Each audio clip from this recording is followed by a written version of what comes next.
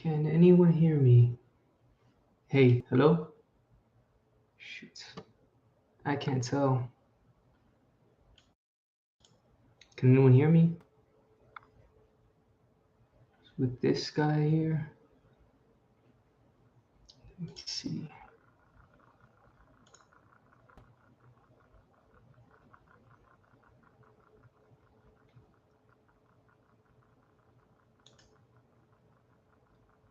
Open sound settings.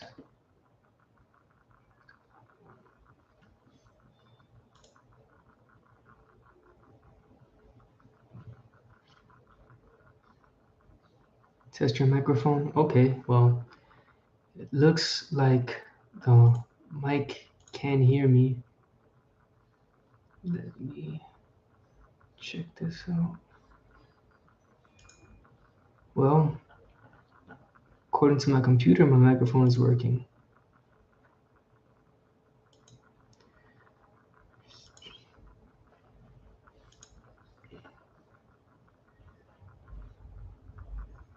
All right, let me get to the fight.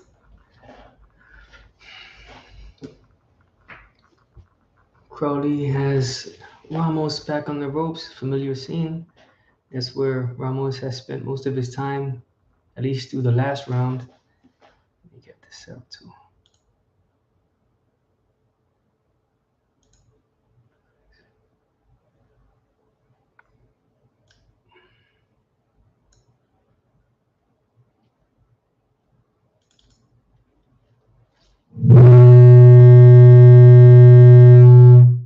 Dang. Okay, that is working.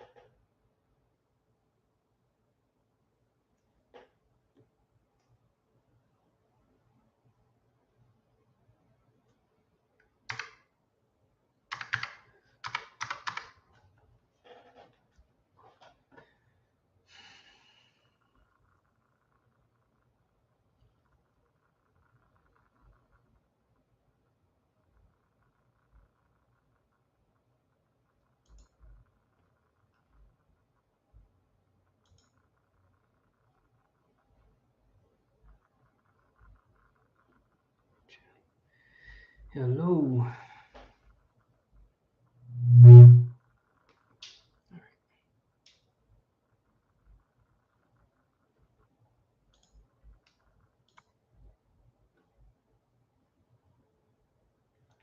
Now, why aren't I showing up here?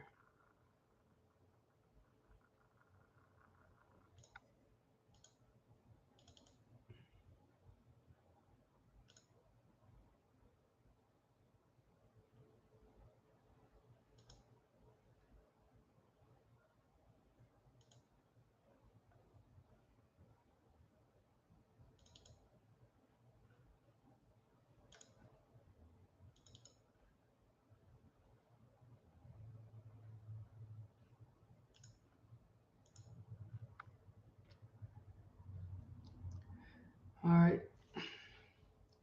And it continues. Cody Crowley continues to push this guy Ramos against the ropes, and he's using some control. Ramos caught him with a little uppercut. He moves out of the way. He pivots to the side. He gets away from the ropes, but then he's back in it. And Crowley's keeping him on the ropes with his jab. Ramos hit him with a little body shot, and then uppercut. Ramos spins out of the way. Hits with another uppercut. But despite the few punches that Ramos has landed, he just landed another uppercut again. A little body shot. It is Crowley who looks to be in control of the fight. He's being more physical. He's pushing Ramos around. But okay. Ramos hit him with a little right hand. It looks like there was a low blow. The referee separated them. Now Crowley is right back on his face again. Hit him with a hook in the head. The referee separates him again. And he's warning Ramos about low blows. And this time Crowley hit him with a low blow. The referee didn't say anything about it. And Ramos hit him back with a low blow. And these low blows are not like he's not punching him right in the nuts. They're on his hip protector. But they are low. They're straight and low. And Crowley is trying to get around Ramos' jab hand with a right hook as a southpaw. Crowley is fighting a southpaw. And Ramos is orthodox. And they're fighting for lead hand position now. Ramos throws a straight left, a straight right. He missed. And now they're fighting for more control again. Another low blow and an uppercut.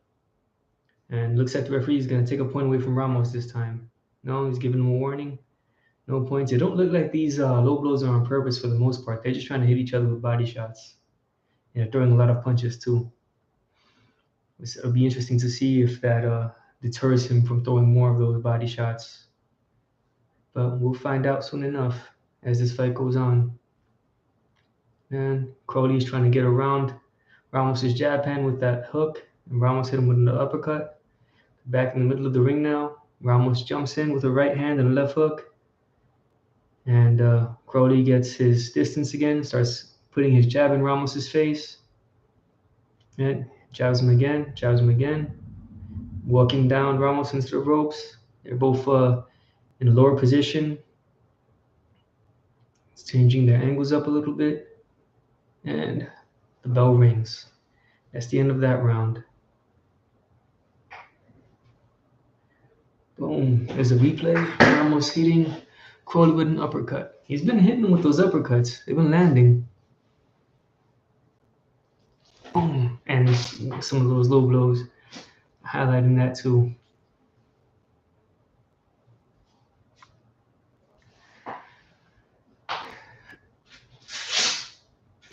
Crowley has the words "Love you, Dad" on his trunks. Or I should say "Heart you, Dad" is a heart symbol. Ooh, that was a low blow. That's probably the worst one. Ramos hitting Crowley with a low blow. Looked like he probably hit him in the nuts with that one.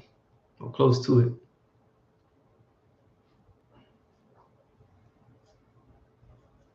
Just watching these guys fighting, my knees start hurting. I'm sitting down, my knees hurt. 5th round of Crowley versus Ramos. It looked like they've been fighting for a longer time than that. Looks like it's been a war between these two. They both look beat. Oh, all right, Ramos is against the ropes. Crowley's trying to measure him up. He's keeps on with that jab in his face, and Ramos catches him with a couple of straight right hands. And Ramos, it looked like Crowley felt that one. His knees buckled a little bit from a Ramos right hand. But it doesn't deter him. He just stays in Ramos' face, putting the pressure on him, trying to control him. There you go. Fighting for lead hand control again. Crowley for a moment pinned him with his forearm against the ropes. Ramos is being kind of slick, pivots out of the way. But Crowley just puts his jab in his face again. Ooh, catches him with a little left hook there. Another left hook and a combination, ending with a straight left.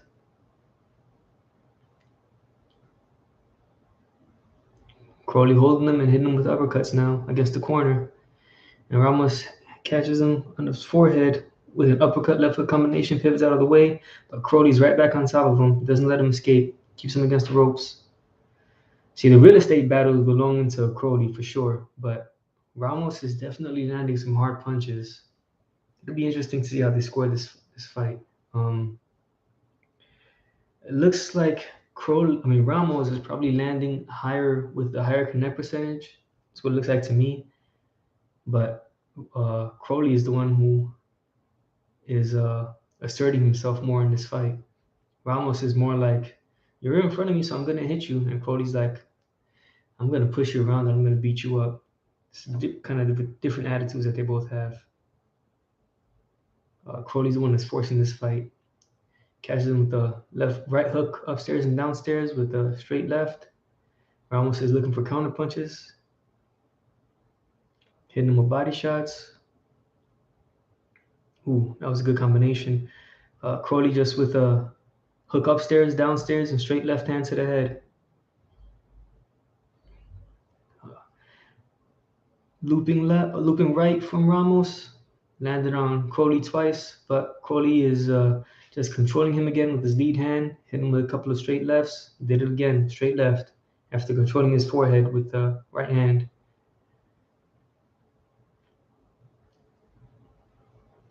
Crowley is not giving this dude a break.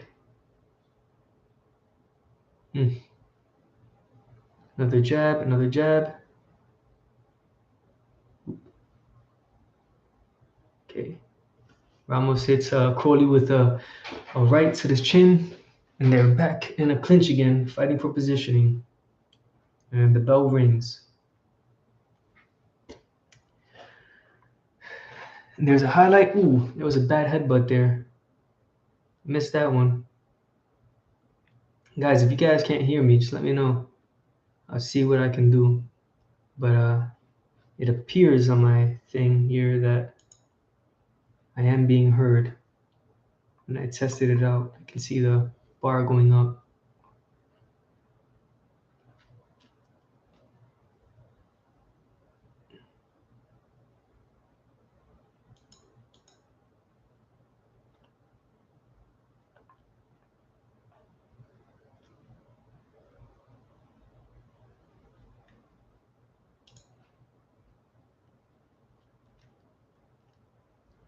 Okay, cool. Khalifa, I can't hear you. Over here watching this fight. Decided to stream it on YouTube. I was gonna try streaming on Twitch too, but I couldn't get that to work. It's been such a long time since I used it. Long time since I used Twitch. And the fight had already started, so I just left it on YouTube. Maybe when there's I saw Plant thought about gourds. Maybe when there's a break, I'll try Twitch again and stream on both if I can. But good thing this is the first fight. Gourds. What are gourds? And of course, Ramos is back on the ropes, and Crowley is just trying to bully him. This is very interesting. It looks like Ramos. Oh, well, cool, because you got YouTube. You can watch on YouTube. But Crowley's the guy controlling the crop, the food. Oh, okay, I got what you're saying. So Plant reminds you of gourds. These guys are going at it though, man. That's a little combination from Crowley. It looked like it bothered Ramos, even though it didn't really land. I mean, it had Ramos ducking his head and trying to slip those punches. And Ramos is just going to his body, just digging into Crowley's body, trying to slow him down. Because this guy Crowley is not backing off. He just stays right on top of him. And it does look, oh, that was a good uppercut from Crowley. Just as I was about to say, like Ramos was the guy landing more punches. Crowley is the aggressor, though. Ramos is just taking the opportunities to hit his man when he's in front of him. But Crowley is the one, for the most part, who's looking for opportunities to attack. He's forcing the opportunities. I mean, he's the guy making the pace. And Ramos is just happy to oblige. You're there in front of me. You're trying to back me up. Fine, I'm gonna hit you. But man, Crowley's not backing off, man. This is an amazing pace. Keeping that jab in his face. They're fighting for some control. I was just about to say that Crowley hasn't tried to control his man with this forearm lately, or with his lead hand at all. But there he goes. Now he's using control again, or trying to. It's like when Crowley uses control, that's when Ramos responds with control. But he's using some again. It is pay-per-view, yeah. View like a Saturn, the way you spelled it. Yeah, which is why I'm streaming it, because I know there are plenty of people that look like myself. If I can't watch a fight, I'll just look to for a commentary on it and listen to somebody talk about the fight. So I'm sure there are plenty of people that want to watch the fight, but they'll settle for commentary like I usually do. Ooh, that was a good uppercut from Crowley hitting Ramos on the chin. Ramos trying to get some space from Crowley with his forearm, using it, pushing him back. And right when he does that, Crowley comes up between his arm with an uppercut. And then he ducks down with his head low, and Ramos used the opportunity to put his weight on his back, push him down a little bit. That's something that I used to do always. If I got your back, I'm putting my weight on it. Make you carry me for a bit, tire you out. It's a good move. It's a veteran move.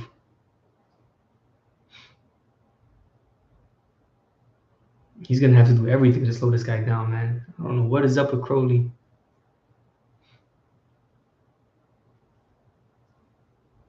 Would you win the fight if fought it? Win against these two? Probably not. I'm not in shape for that. I don't think. Well, maybe. Shoot, if I could knock these guys out, I punch pretty hard, but I don't know. It looks like both of them got a good chin, and then you have to. I, you know, can I even land that kind of punch right now? I don't know. I think it would be fun though if I were in shape. I don't even know what weight class these guys are in. They look like lightweights. And if they are lightweights, then I think it would have been fun. I think I could have given both a run for their money back in the day. Not that I would beat either one of them, but I'd be there to fight. And I had a good punch. And Crowley is back to pushing Ramos against the ropes. It looked like he wanted to start this round boxing a little bit, but then he just does what he knows how to do. Has Ramos back against the ropes, putting his jab in his face, fighting for lead hand control. He has Ramos against the corner, hit him with the left hand, but then Ramos jumps right back out of that corner and hits Crowley with the right hand. He landed it. But at the same time, Crowley was stepping back, so it didn't land as hard as it could have. Ramos was trying to push Crowley off, get some space, trying to look for punches to land. In the meantime, Crowley is pushing him back and just letting his hands go with those short punches.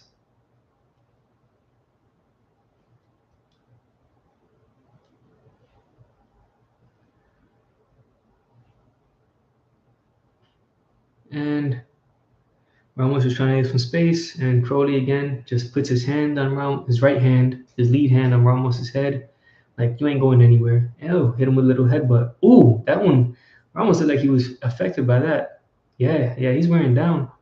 I can see it now here. But this guy's a warrior too. He just keeps fighting back. He has no give in him. I can see his body, like all that fatigue. He's looking for space. But he ain't trying to give up, man. And he looks like he's getting easier to hit now too. His defense is not as sharp as it was. Crowley's just wearing him down. This guy is something else, man. He's fighting like he's just desperate. Punch for punch, man. At least for the first half of this fight, it looked like Ramos was the guy landing more of the better punches, more accurate, you know. But Cody just is not backing off of him.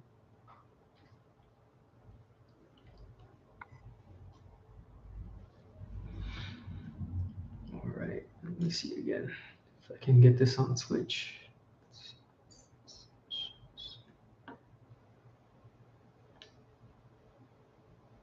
Is my camera showing up?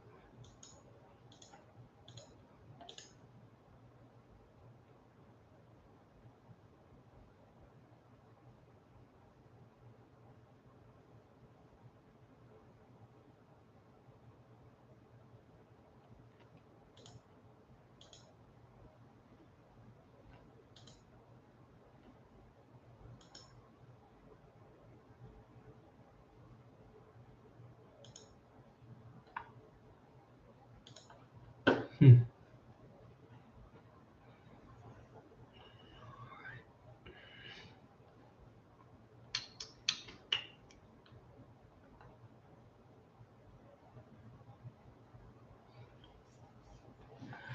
Man, it's because I'm using my camera for, you know what? Let me try something different. How about this?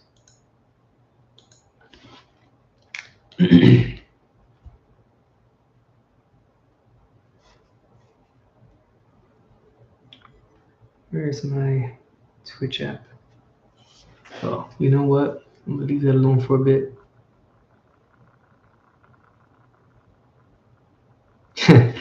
Desperation usually leads to money laundering. It can lead to all sorts of things. But with this fight, it leads to a man fighting like he has no choice but to win. Like his life depends on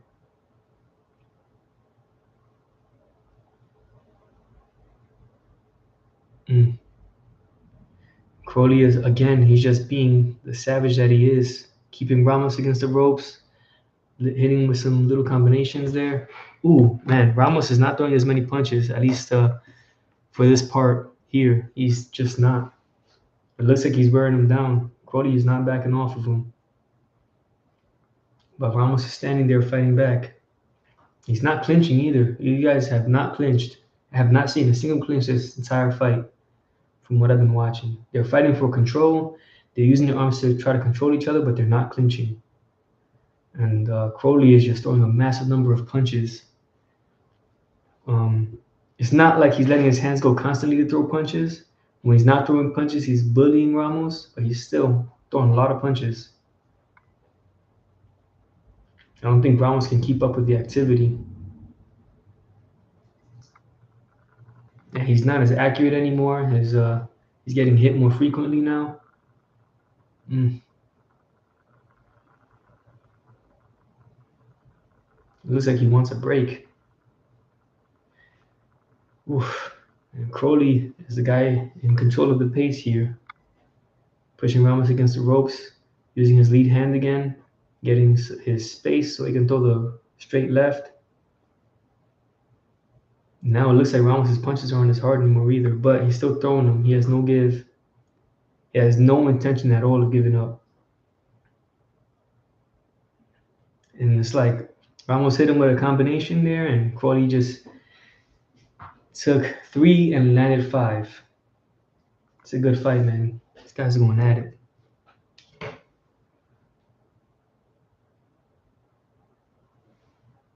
Okay. Where is my app? See, I'm talking to you guys on YouTube, looking for my app here.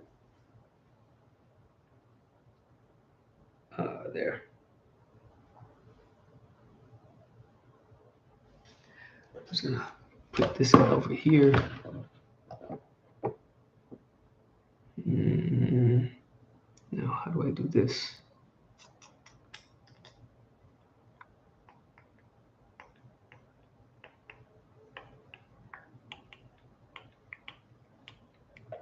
You know what? I think I have 20% left of this battery. I'm going to save that for the main event for Twitch. And of course, Ramos is right back.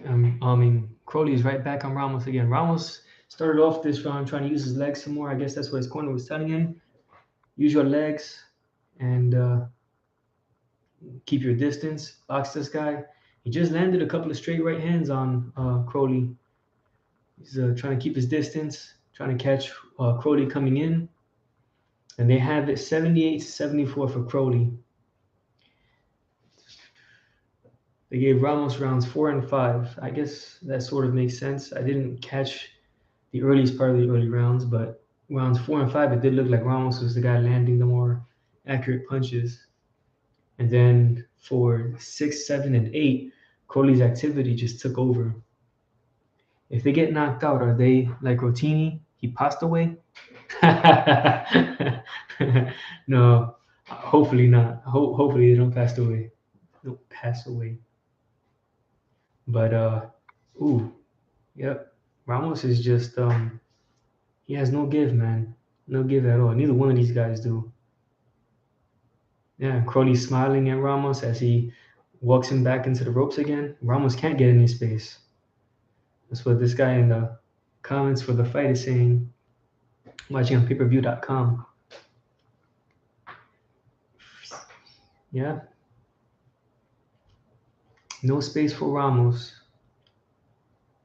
Now he gets in a lower position, um, trying to create a different angle, a different look, and he eats a little jab there. And Crowley again throws more jabs and a straight left. He misses the straight left, but he has Ramos right back on the ropes. He's getting him again with that little jab. And Ramos is hitting him back with his jab and a straight right hand. Little body shot. Ramos is trying to push him off. Crowley just stays on top of him. He says, "You're back in the corner." A little bit of control there. Ramos is back on the ropes. Crowley pushing him against the ropes and hit him with little uppercuts. And they're fighting for control again. And Ramos just did a good little move, but he missed the uppercut. He held Crowley's head down and then tried to hit him with an uppercut while he was holding his head. It's something I've seen Canelo do before. All the best fighters use control like that. I don't think these guys use it as well as some others do, but you know, there are levels to this. Best fighter that I have ever seen when it comes to control is probably Canelo. And right now, the other best that I think today, it's kind of hard to say. I'm thinking it's either between Errol Spence or the young boy, Shakur Stevenson. Probably Stevenson. I think Stevenson has better control. Crawford's control is good too, but he's not as consistent with it as somebody like Errol Spence is, or even Shakur. And I think it's because he's always looking for a counter punch to put his opponent's lights out. He's looking for a knockout. Crawford is when he fights. So he likes to keep his space, so he doesn't control as much. He gets his opponent's rhythm down and stuff.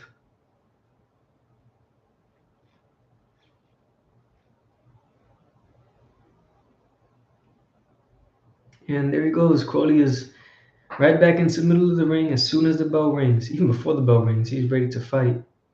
He wants his kid to know. He wants Ramos to know, like, yo, I'm right there. I'm right there for you, man. I'm not backing away. Counter knockout after knockout.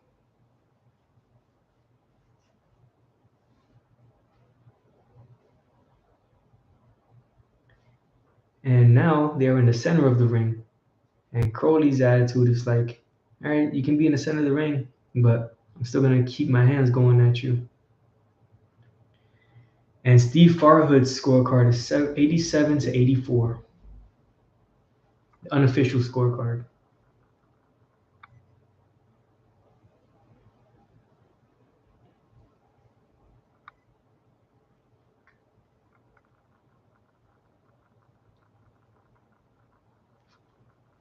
Do I agree with that scorecard?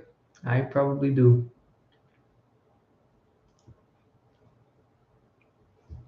I think Ramos could have gotten the last round. He found more space. He landed a couple right hands, but so did Crowley though. Looks like Crowley now is finally taking a break. He's slowing down. He's getting some wind back, letting himself rest a little bit. But so is Ramos. So it's not like he's losing this round by taking a break. He's just not fighting as high of a pace. He's taking a break, but he's still making Ramos work. He's still pushing him back. He's keeping his jab in his face.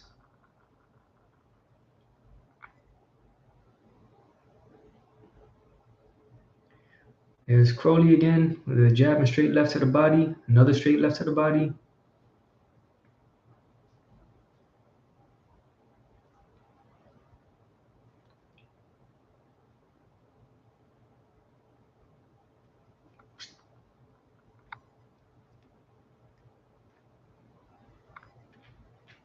Crowley, another jab, straight left to the body, another one. He's just working this guy. Ramos hit him with a check left hook and backed up, but Crowley is again the guy with all the output, all the punch output. Ramos hit him with a body shot. Crowley acknowledges, nods his head, gets Ramos back into the corner, hits him with a couple of little jabs to the head. They're fighting for more control. Crowley is keeping his right hand on this guy's head. Just say, I'm going to put your head where I want it to be so I can hit you. And then he's like, all right, I'm going to hit you now, and I'm going to hit you now, and again. Got you on the ropes, got you back on the ropes. There's a little hook, another hook, and a straight left. They both missed. The jab missed. Ramos comes back with a looping right. Crowley ducks under, and Ramos tries to hit him with another couple of hooks. They're missing a lot of punches too, though. Boom. That's the best punch landed in that round. The looping right hand followed by a left hook by Ramos, but Crowley just ate it. He ate it and responded with the jab. And then he throws another jab. That was the highlight of that round.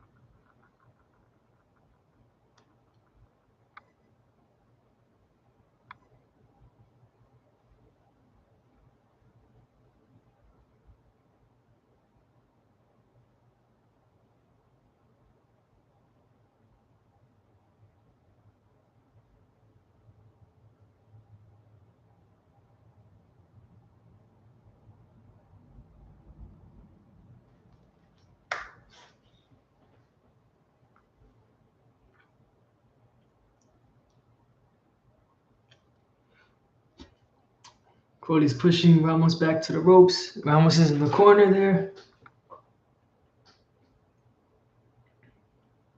Ramos is just trying to get some space, man. Crowley's right on top of him.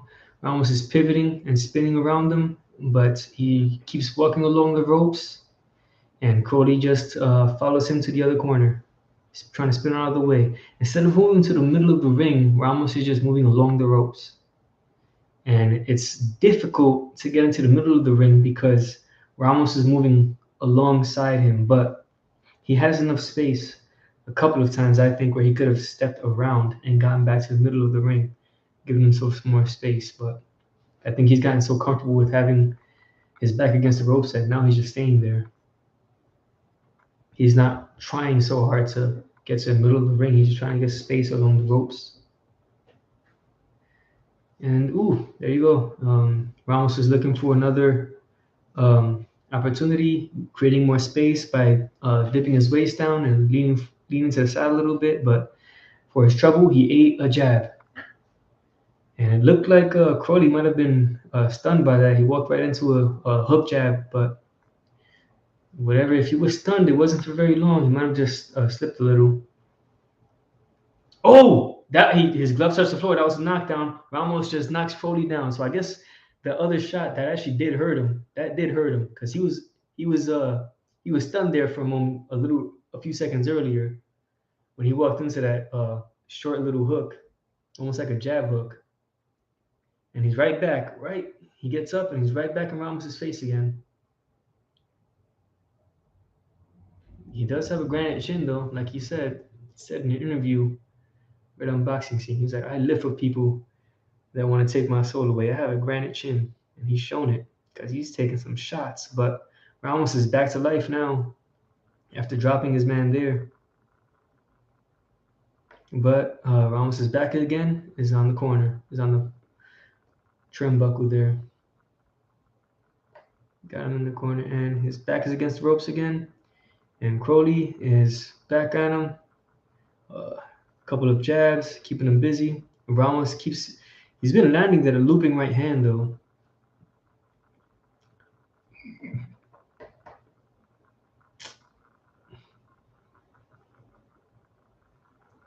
Late night Ramos strikes again.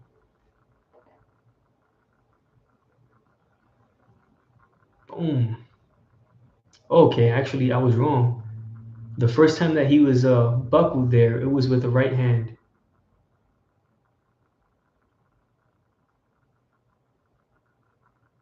Yeah, that was a right hand that buckled him, and then there was another following right. No, I'm sorry. That was the knockdown. That wasn't the time that he was buckled. That was a knockdown. The right hand is what knocked him down. But there was a jab hook type of thing combination that dropped it, but buckled his knees the first time, and then the right hand made his glove touch the floor, the canvas.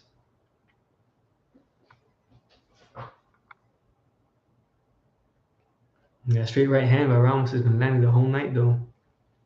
But before that, Cody walked into that hybrid jab hook punch that buckled his knees the first time.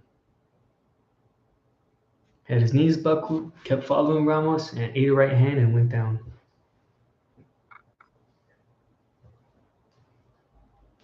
And boom! Oh, he feinted the right hand too before he threw it. And then the glove. You know what? I'm not sure that the glove actually touched the ground though, or the canvas, I should say. Very close. Very close to touching the canvas. I'm not sure that it did. If it did touch the canvas, it was very slight.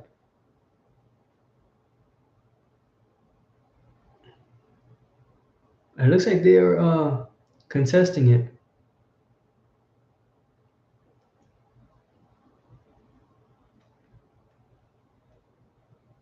Some people are arguing that it shouldn't have been a knockdown.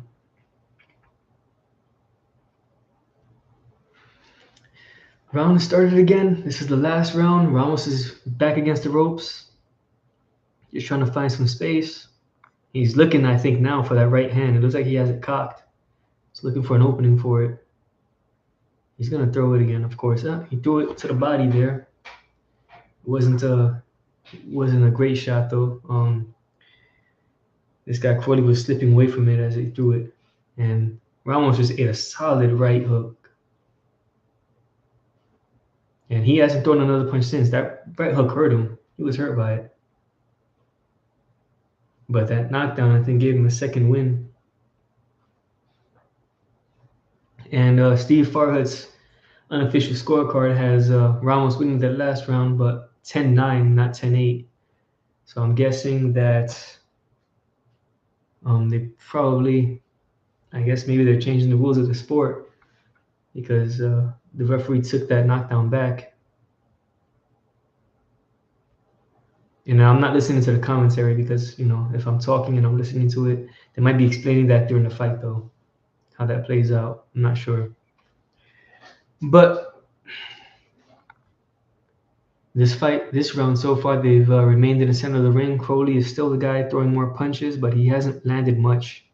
Ramos just landed a short right to the Crowley's forehead.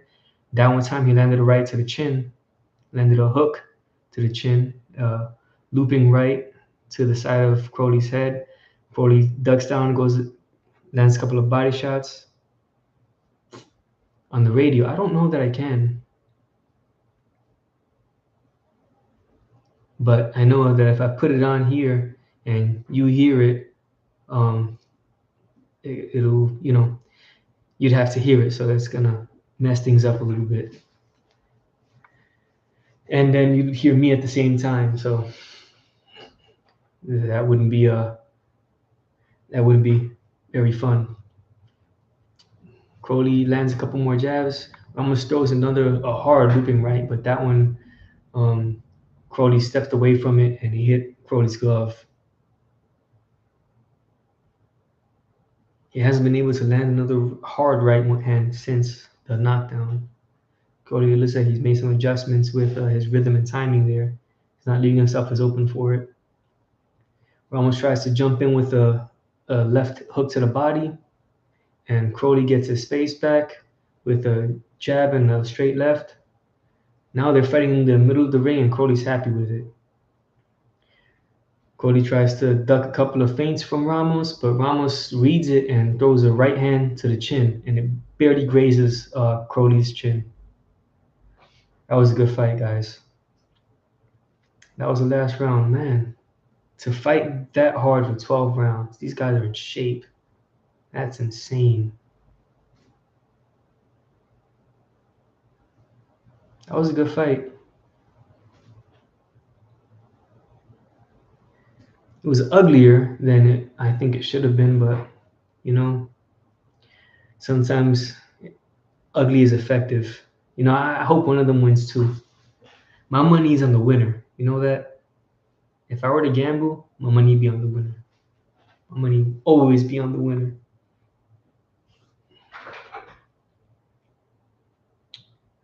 Boom. That's the punch that might have been a knockdown, but I didn't see his gloves touch the floor. Very close, but I don't think it did. I don't think that should have been a knockdown.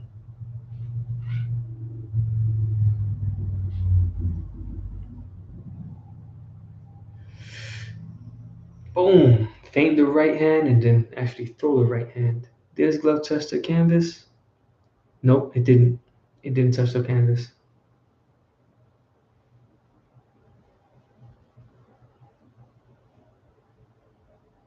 Yo, Crowley, that boy is a tough fight for anybody, but as much as he gets hit, I don't think he's going to have much of a long boxing career. It's almost like Evgeny Gradovich. That boy had a chin too, but I think after like his third defense of his title, he was pretty much done.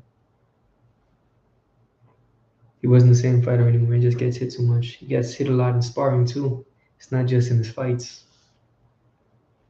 Nobody can last that long with that much punishment every day. I hope he's not sparring that hard.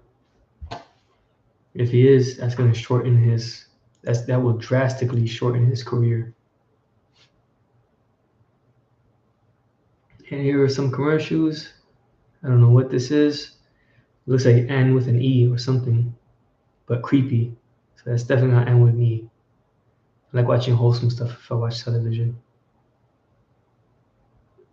I don't know what this is. It looks creepy. It looks like some creepy show or movie.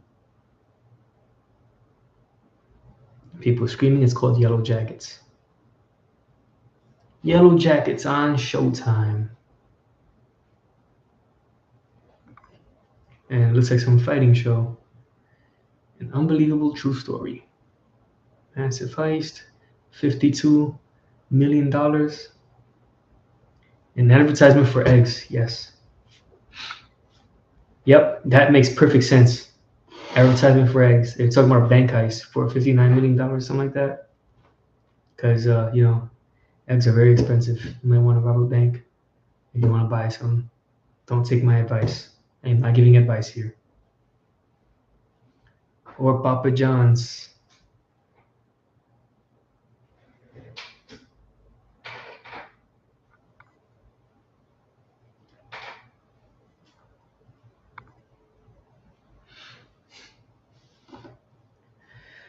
And your winner is 115, 113, 116, 112 in favor of the winner. WBC welterweight world title. Also, these guys are welterweights. Cody, the Crippler Crowley. So Cody Crowley won, huh? Okay. And they are welterweights. They look like small welterweights.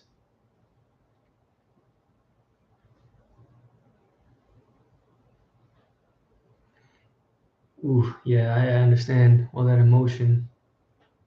Yep. Cody the Crippler Crowley. That's a big win for him. And I guess his dad died recently. I'm glad he won.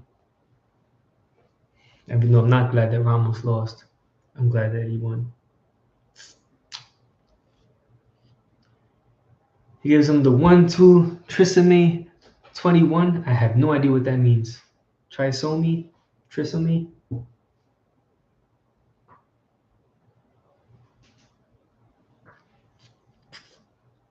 Yeah, Cody's looking emotional. He says, "This opportunity, the fight game is something else. I worked my entire life for this opportunity. The last 2 years, I didn't want to live because I couldn't get my shot. Fights get canceled. I understand that. I've been training since July. I've been broke. I wanted to take my own life. I didn't. And my dad did. Yeah, his dad committed suicide. Very sad. He's crying. And be here today for anyone who is thinking about taking your own life, who does not want to be here. I am proof that you can keep fighting and you can win. He's very emotional. He's crying in the ring as he does his post-fight interview here. Congratulations and happy birthday. Wow, so I guess it's his birthday too. Huh. Yeah, I guess. And he says, I love my mom and dad. Without them, I wouldn't be the man that I am today. May they rest in peace. Yep. God bless you. Back to you. Interesting. Good stuff. He gives him the 1-2 trisomy 21 syndrome, but down. I'm glad that he won.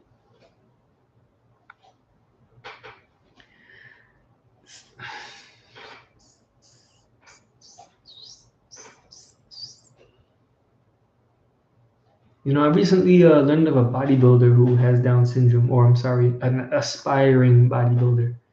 Followed him on Instagram. It's pretty cool. He's a inspirational young man. Very good work ethic. Trains hard. Move this light a little bit so it's not so glare on my face, my bright face with my bald head.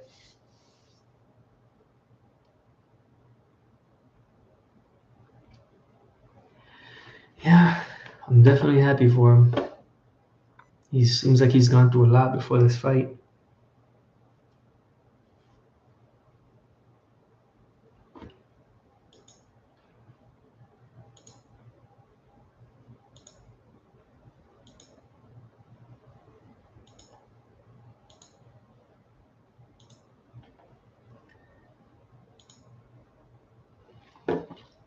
All right, let me try something again over here. Let's see if I could do Twitch at the same time. No, I see that it's got my mic, but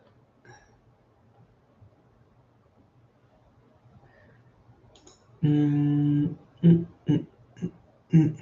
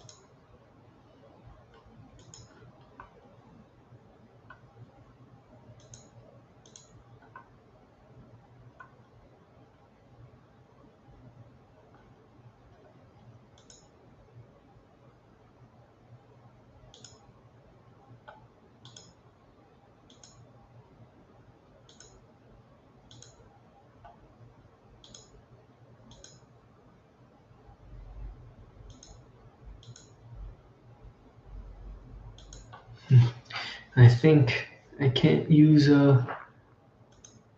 that thing because I'm on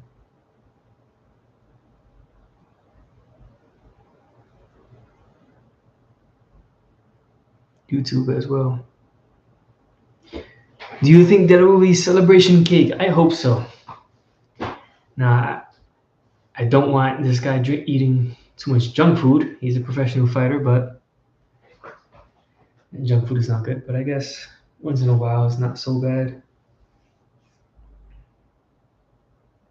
He deserves to celebrate after all that he's gone through to get that win. That's probably why he was fighting with such desperation. That makes sense. He was desperate to win.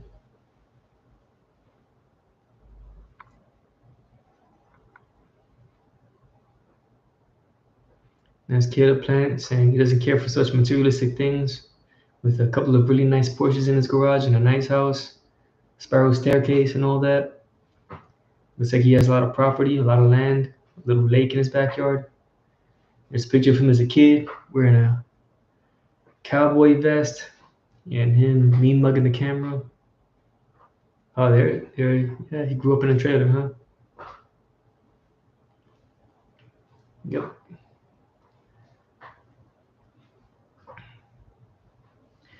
Talking about his story, how he came up. I still don't think it's money. It's the money laundering. It might be. It might be.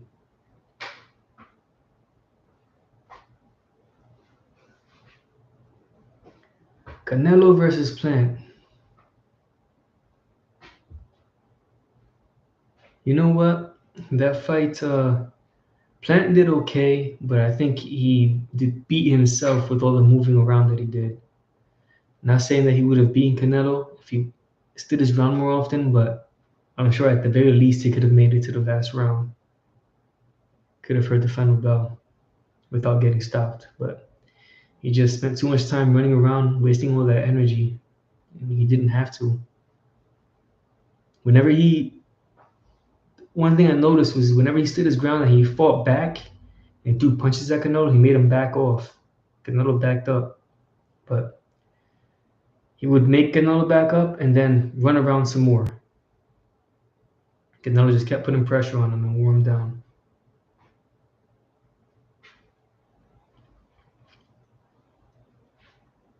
But that was a very good performance from Canelo too, and it's a lot easier said than done to stand your ground because Canelo is an amazing counterpuncher. But I think Plant was capable of it.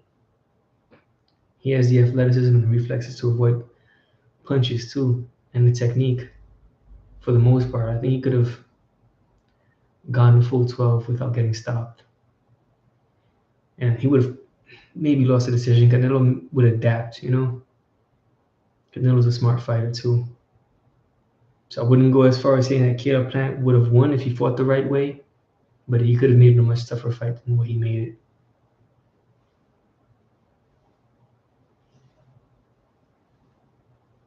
And now the short boom, the knockout of Andre Durrell. It's a good knockout, but you know what? That was Durrell. That's not Benavidez, and that wasn't Canelo.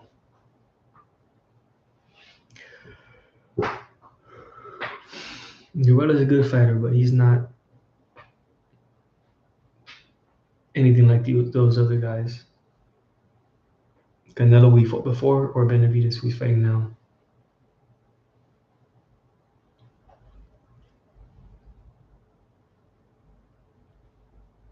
By the way, it's definitely the water money laundering.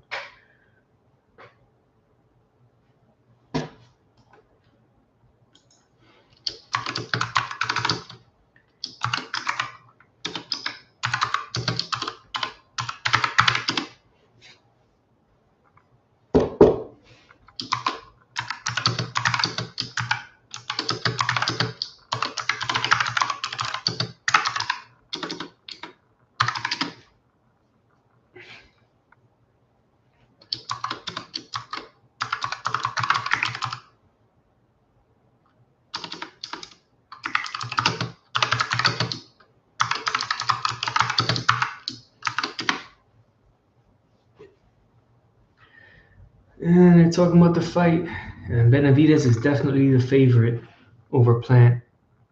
Yeah, I got a clicky keyboard. It's supposed to be like some ASMR thing. It's more annoying to me than anything, but I appreciate the keyboard that I have anyway, and I didn't buy it. It was a gift, so that's why I still have it. I remember doing homework with this keyboard, just constantly click, click, click, click, click, writing up papers and stuff. I'm glad I'm done with school.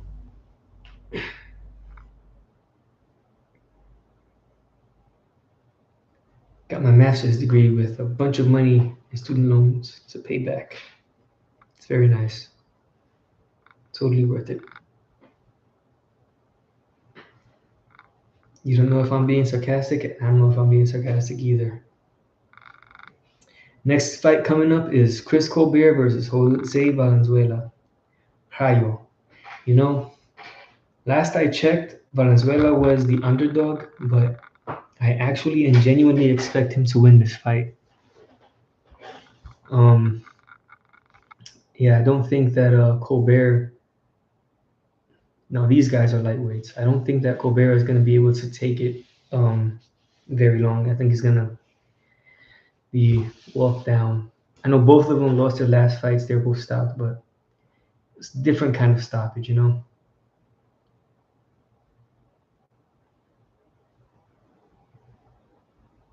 Valenzuela was beaten up, but Colbert actually quit. His attitude was like a quitting attitude. I think between the two of them, Valenzuela has more heart. And I think he'll beat Colbert. Look at Colbert. That's a dope suit, though. He got a yellow suit on. How you walk into the ring with a yellow suit on, bro? You gotta take it off to fight. I'm sorry, he lost a decision to Hector Garcia. He didn't get knocked out, but he did. He may as well have because he gave every impression that he didn't want to fight anymore throughout that beating that he took. At least that's what it looked like to me. So for this fight, I think Valenzuela beats him. Let's see, maybe I'm wrong. There's probably a reason that Colbert is the favorite to win. You won't find out.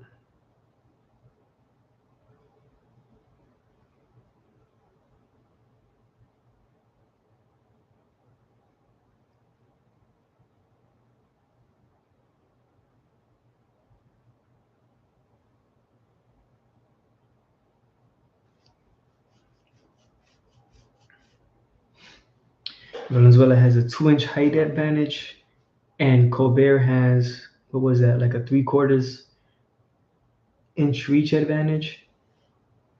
3/4 of an inch reach? Somebody in the comments on the pay-per-view says that Plant is getting knocked out tonight. You know what? I think that's true. I think Benavidez wins, but I'm not super confident about that. But we're going to find out. I think Benavidez makes a few mistakes that Plant could take advantage of.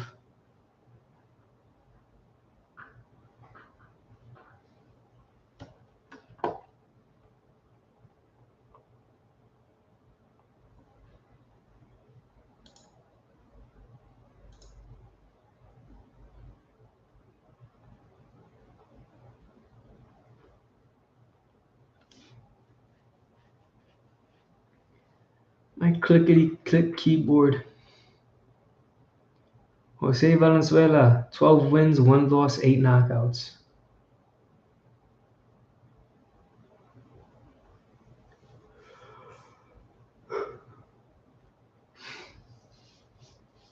That boy can punch, though. We're going to see. We're going to see how Colbert takes it. Brooklyn. Colbert from Brooklyn, New York.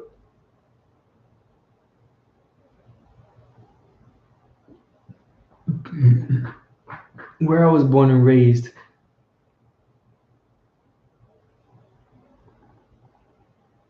16-1 with 6 knockouts. Chris Colbert.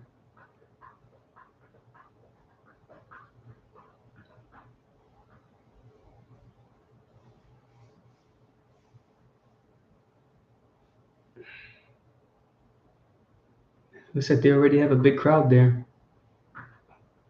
for this fight. Rayo. It's interesting that it would literally be an upset if Valenzuela wins, but I expect him to win. I'm surprised that he's the underdog.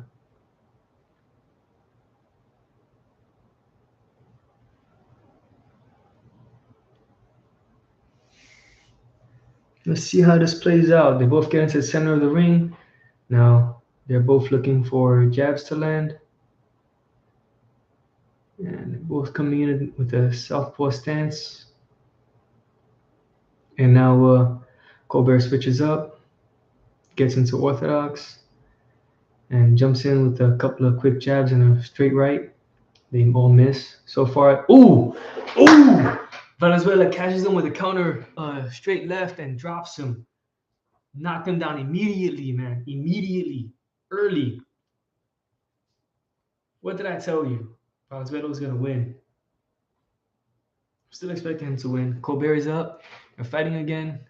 Oh, Colbert doesn't look all that steady. He just got caught with another left hand, and he's hurt. He's ducked down, trying to get some space over here, and Valenzuela just on top of him, catches him with a hook to the temple. Another left hand downstairs, another left hand.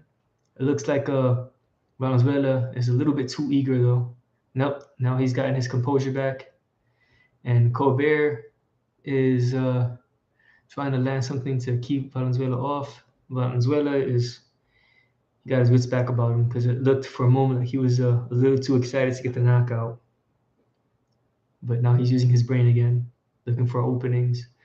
Colbert backed him off with a couple of straight right hands, but they didn't land very clean. They were partially blocked. Valenzuela slips underneath Colbert's lead hand, lands another straight left. He hurt Colbert, got him buckled, and then Colbert is back against the ropes.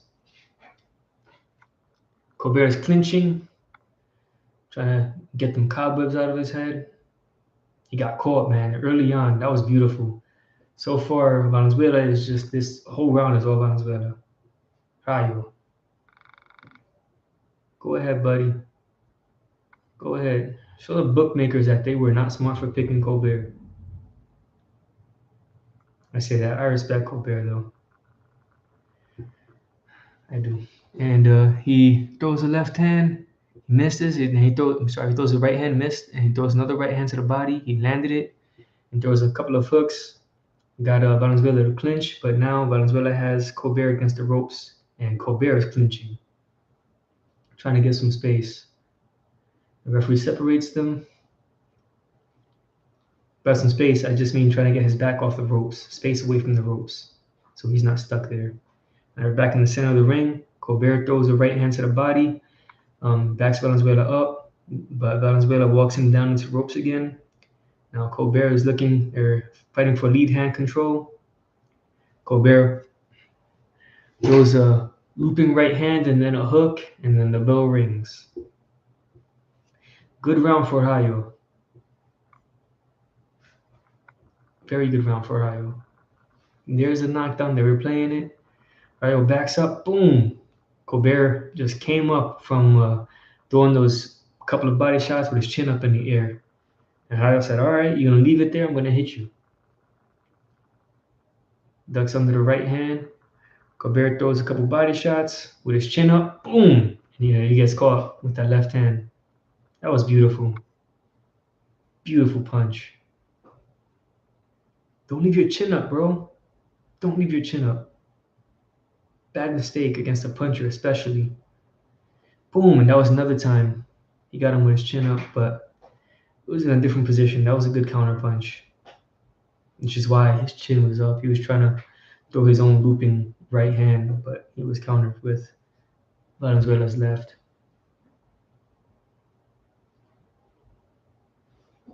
Round 2 begins. Now they're again fighting for lead hand control.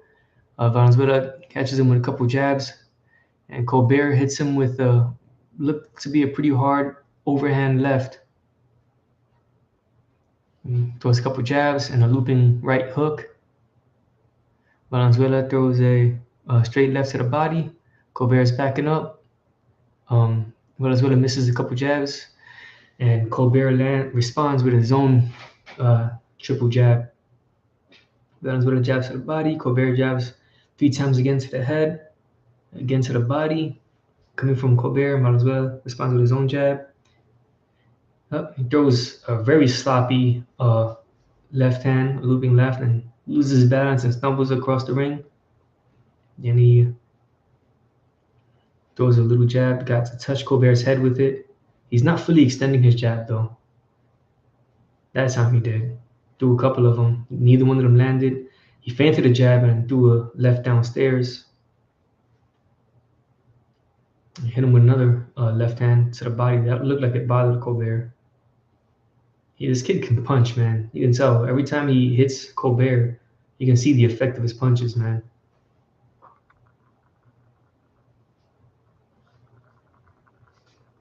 He hits hard. Colbert backed up from a little jab to the body, and he responds with a double jab and a straight left. Countered Colbert's halfway extended jab with a hook. Colbert countered Valenzuela's halfway extended jab with a hook. Valenzuela backed up. Now Colbert, it looks like he's winning this round so far, actually. Got Valenzuela with a couple jabs. Valenzuela responds with a straight left to the body. See, what Colbert is doing, every time that Valenzuela punches, Colbert is punching back.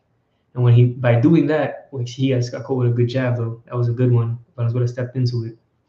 But by doing that, he's able to control the pace of the fight. He leads, and then whenever Valenzuela leads, he responds immediately. He punches right back, right away. But Valenzuela just landed 2 unanswered jabs to the body. Those punches hurt. Ooh, good counter. I'm not sure how clean that landed, but Colbert countered a jab from Valenzuela with a right hand. He kind of did like a halfway pullback counter. Another jab. Another jab. Yeah, now Colbert is winning this round. So putting a little bit more attrition into the fight. A little looping right hand from Colbert, missed. But yeah, I think he won that round. So it's 1-1, but Valenzuela leads because of that knockdown.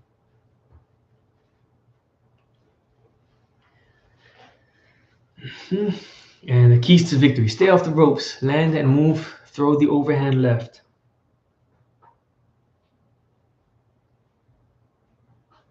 Rest in peace, Patrick Day. Yep, the fighter that died not so long ago. Throw the overhand left. The overhand left could be effective against Valenzuela. Yeah, sure. Keep the right hand up. Throw more jabs. Valenzuela's key to victory. Keep the right hand up, throw more jabs, and go downstairs. And he's been doing all of that. That he has.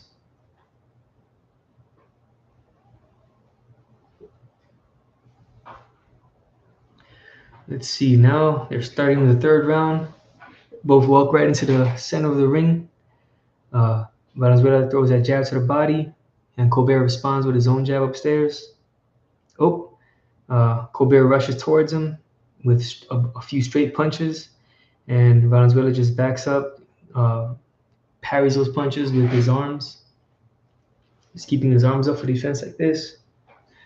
Valenzuela throws a right hand to the body, left hand to the body. Colbert complains that it was a low blow. The referee says, keep fighting. Now Colbert is on the ropes, and Valenzuela is ripping him with some hard shots to the body and the head, but all of those punches are partially blocked. But when a guy can punch as hard as Valenzuela does, it still hurts. Now he's looking for some control with his lead hand, and Valenzuela has that high guard, just keeping a tight guard. It's not an active guard. He's just keeping his hands up to block those punches. He's not moving his arms to parry, looking for other angles to punch. That was a good move. Valenzuela kept his arm extended, and Colbert threw a left hook around it.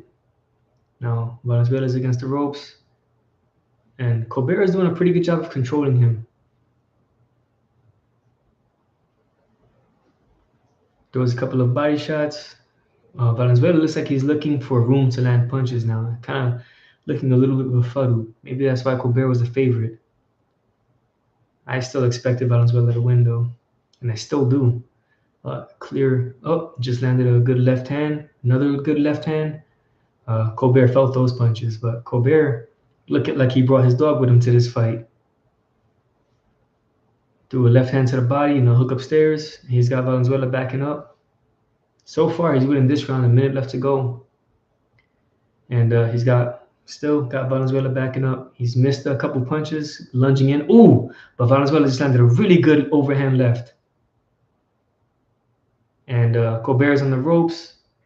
Colbert's got his earmuffs back on. And Valenzuela landed a couple straight lefts to the body and a looping left to the head. Colbert clinching him, and he's stepping back in. I think Colbert just needs to move forward, man. Just move forward. It doesn't look like this guy Valenzuela fights as good while he's moving back.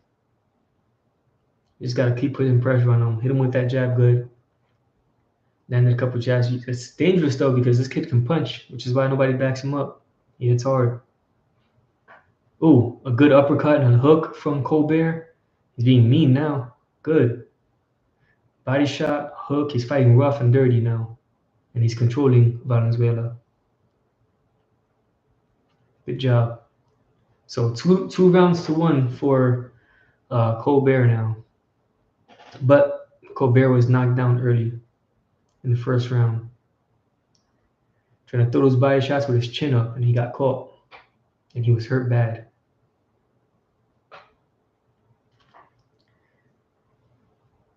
They're telling him in the corner, keep on training Valenzuela. Keep on training him. Make him step back. That's good advice.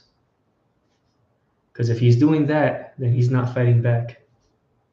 It's like he only throws punches, almost seems like he only throws punches when Colbert is standing still. If you keep your feet moving, you keep your hands moving, then you're good. You can control him. That's what Colbert's been doing. But Colbert got hit with a couple of hard punches there, and I think he was hurt too. The harder punches were definitely landed by Valenzuela, but Colbert controlled the round, so I'd give that round to Colbert. I'd be interested to see how the judges scored it, though. Colbert jumps out of his corner and jumps right on Valenzuela. Throws a couple jabs and body shots. Valenzuela is looking for space. Hits him with a jab again upstairs. Valenzuela is looking. He's extending that lead hand, but in the meantime, he's getting hit with jabs. Colbert hit him with a couple more jabs. Valenzuela's just looking for space, just looking for a knockout punch, I think. We'll see if he gets it. Don't back off, man. When you back up, that's when he starts throwing punches. Colbert just threw a couple jabs and backed up. And of course, Valenzuela lunged at him with a left hand and a couple body shots, which he landed. And Colbert put his earmuffs on. Valenzuela threw a couple punches at him. Valenzuela's looking for more opportunities, putting his jab up there. And Colbert got his earmuffs back on. He's just letting Valenzuela punch at him. Valenzuela threw a couple body shots, hit him around his guard, another body shot. And those body shots that he's throwing are like stabbing jabs and right hands or left hands. Stabbing jabs and left hands. Colbert's jabbing as Valenzuela backs up.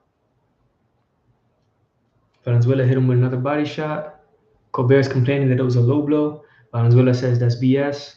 Hit him with another body shot. Colbert looked like he got angry. Hit him with a couple jabs and a body shot of his own. They get into a clinch. Colbert is coming after him. Hit him with a left, straight right. Switches to southpaw, a jab, and then a left around the guard. Another left around the guard. Valenzuela's backing up. Another body shot, left upstairs, like a Pacquiao move, like what he knocked down Keith Thurman with. You can imagine that. That's what Colbert just did, except he didn't drop Valenzuela. But he landed that same combination. Another jab. Valenzuela almost clinches, but Colbert steps around him. He's found a home for that body shot and hooked upstairs. Colbert has. Throws that jab, little uppercut to the body and a hook upstairs. thrown like 3 times and he's landed it each time. Get into a clinch. See, Colbert is controlling these rounds.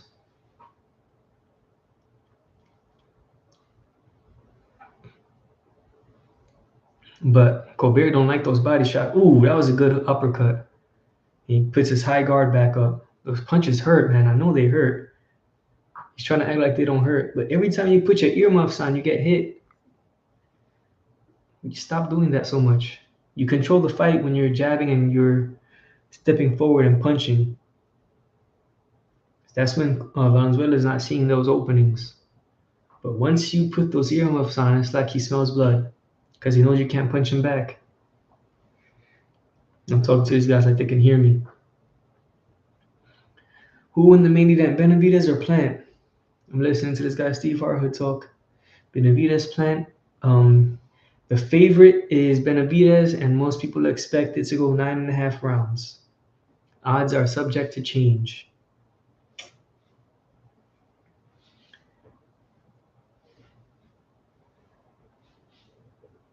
So $115 will get you $100. I don't know what that means. I'm not too familiar with betting and gambling stuff. I don't do it. Excuse me. I've only gambled a couple of times on fights when I really wanted guys to win. Not just because I expected them to win, but I really wanted them to. I should probably gamble more often because I'm usually right. But I might be wrong for this one. It looks like Colbert brought his heart with him to this fight. He got some dog this time. Doesn't have the quit in him that he had against Garcia in his last fight. I think that was it. Hector Garcia, am I right? Could be wrong, I don't remember. Valenzuela hits him with a straight left to the body. Colbert backs him off with a jab. Throws a couple jabs. Another one. Valenzuela steps around. Colbert throws a right upstairs, but he misses. It makes him back up again. A jab and a right hand. Jab to the body. Valenzuela responds with a jab upstairs, but he misses. Colbert gets against the ropes. Valenzuela tries to let his hands go, but Colbert quickly responds with a right hook upstairs. Now it looks like Valenzuela is trying to be more assertive instead of just letting Colbert jab and do what he wants. He's not looking for just one punch anymore. Valenzuela isn't. I mean, he's trying to fight back now. Now he's leading. Through a jab to the body. He's got Colbert backing up. But jumps in with a jab feint into a hook. And he barely misses. Colbert slides around the ropes, and he gets back into the middle of the ring. They clinch. Referee separates them. Colbert is jabbing to the body now.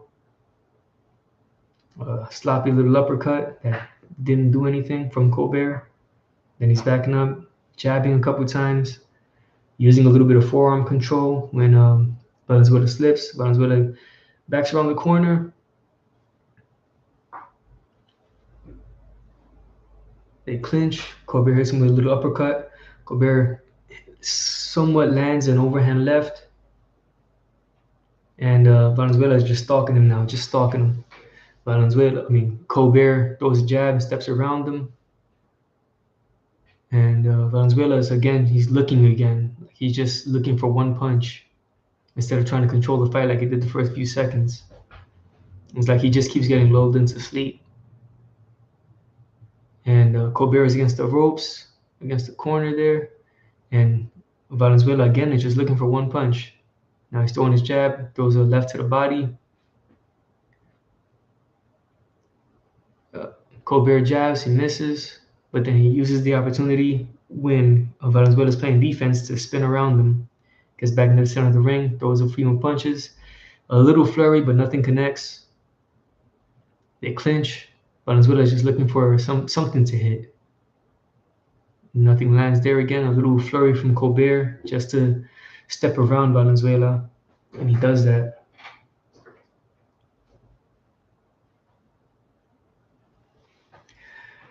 There's the end of that round. That was a closer round. Not entirely sure who to give that one to. Riddick Bowe, Hall of Fame fighter. And that was there's Sean Porter. That's the man right there, the Porter way. Vito Melnicki Jr.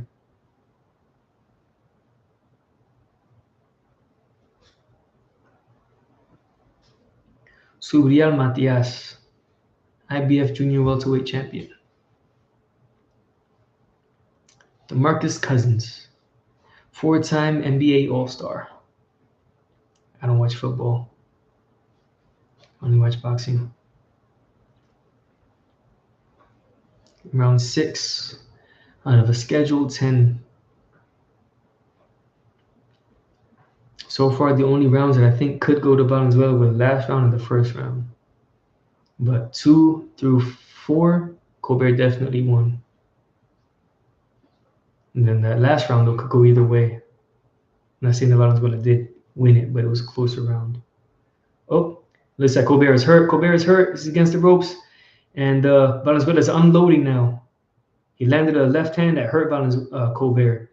He's unloading. He's just letting his hands go. But Colbert got those earmuffs on. It looks like he's recovered for the most part. Valenzuela backs up. He starts. Ooh, that was a really good left hand. He's hurt, dude. What are you doing? Don't back off. Colbert is clinching now, trying to breathe again. Man, he got hit with a couple of really hard shots. Valenzuela is looking for another opening. Just jabs a couple times, hits him with a straight left to the body. Tries to go a straight left upstairs and misses. Colbert throws a couple jabs to back off Valenzuela. Fighting for control. Colbert backs right up into the ropes. He just walks into the ropes. Valenzuela follows him. A couple of punches there. Jabs. Colbert is looking for some space. So throws a couple jabs to occupy Valenzuela and then steps around him.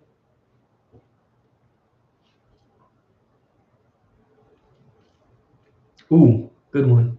Valenzuela caught him with a good hook there, and Colbert responded immediately. Got Valenzuela to back up. Looked like a good punch though, but he took it well. Colbert did.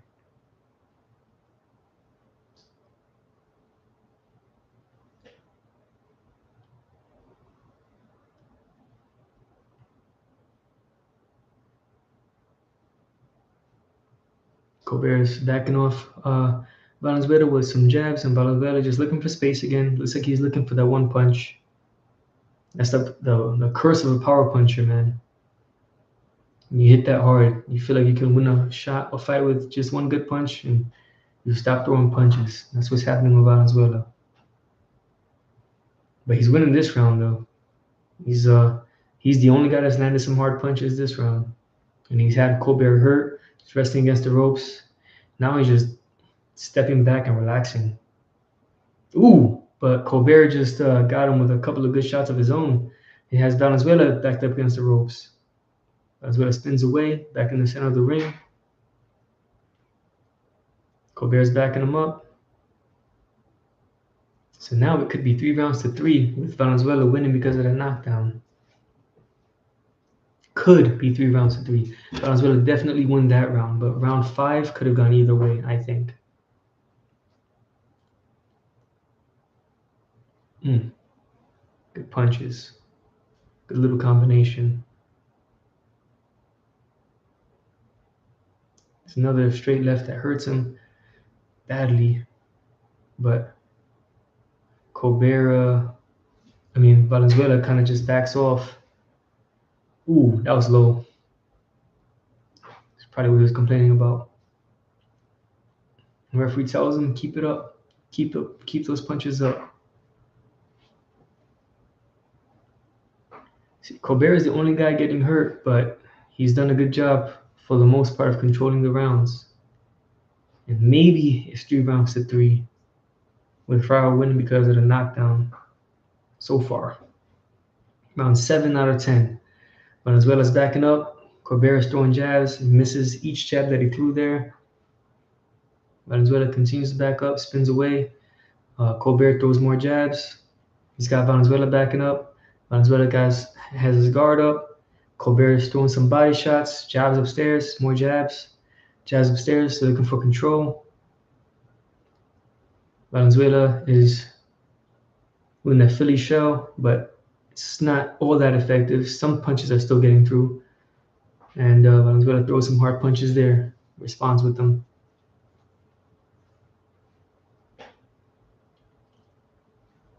Colbert's got Valenzuela backing up again, hits him with a straight right and a jab, throwing some more like pity pat jabs, just keeping him busy with that jab in his face.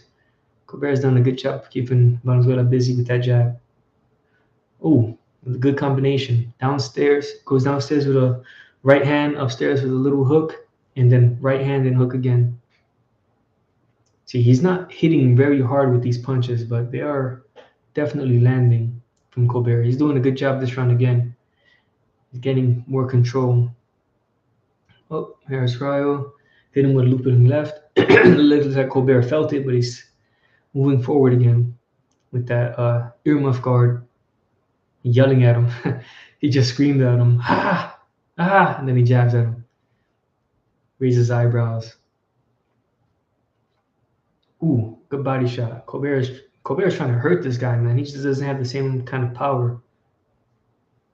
They're clinching and they're wrestling a little bit. Colbert is being mean, hitting him with a few hooks in the clinch.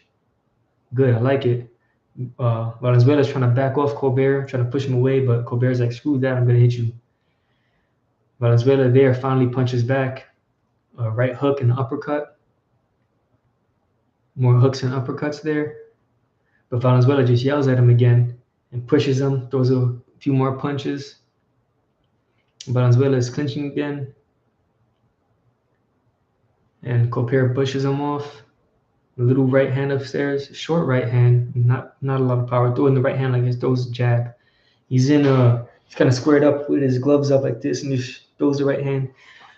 Like you would imagine a jab is thrown, shoulder squared up, not turning into it. He just keeps yelling at Valenzuela.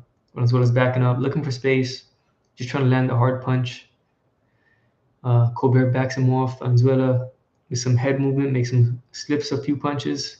Colbert backs him up again, gets him with that body shot. Valenzuela clinches, pushes him off. Colbert throws a few more jabs, has Valenzuela bending at the waist, hits him again with a body shot, right hand to the body. Yeah, that round ended. Colbert definitely controlled that round. So now maybe it's 3-4. It's either on my scorecard, it's either 3-4 or 5-2 for Colbert.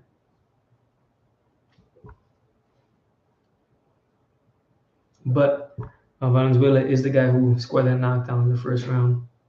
He also had Colbert hurt in the, what was it, round number 7 or 6? And the replay shows Colbert going downstairs with a right hand to the body and upstairs with a left hook. Valenzuela backs up. Colbert hits him with a jab.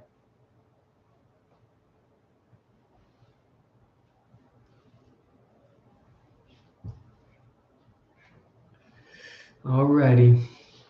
Back in the middle of the ring. This is round 8. 8 out of 10. Valenzuela versus Colbert. And Colbert, of course, just jumps on him again.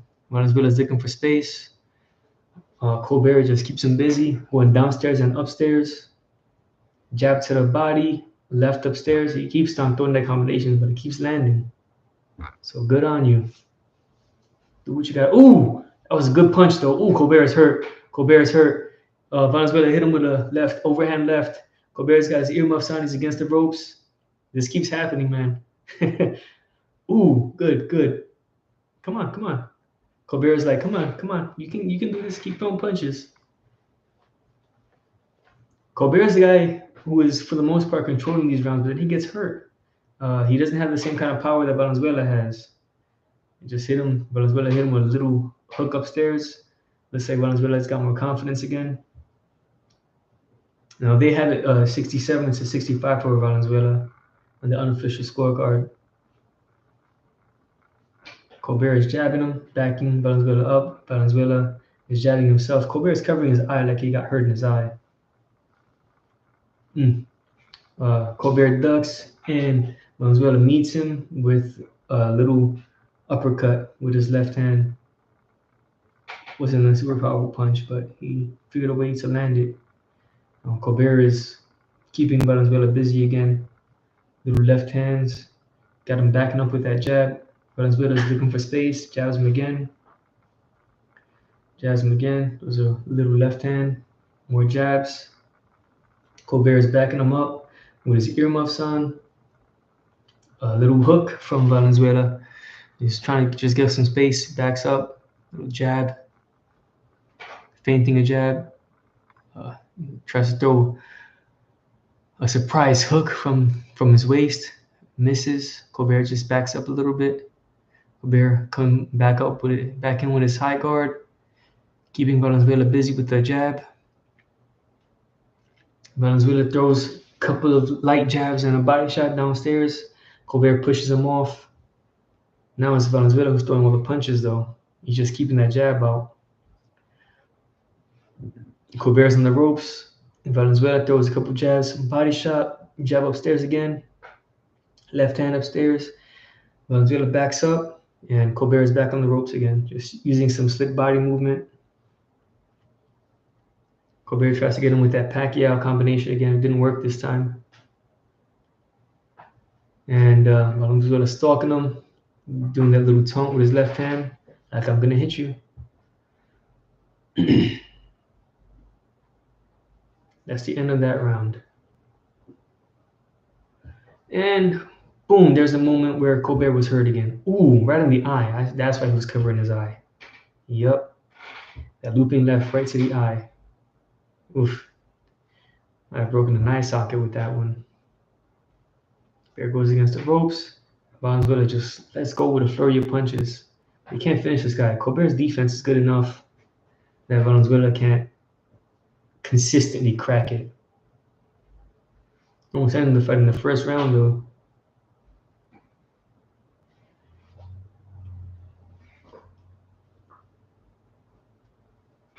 Colbert with yellow and black striped gloves. Yellow and black striped Everlast gloves. With a black or yellow streak in his hair and black and yellow trunks. Meeting back in the center of the ring. Oh, Colbert jumps in with the jab. Lands a little stiff jab. Valenzuela's backing up. Tries to respond with a couple of jabs. But Colbert is the one being aggressive, making this guy back up. Throws a jab and a left hand upstairs. They both miss, though.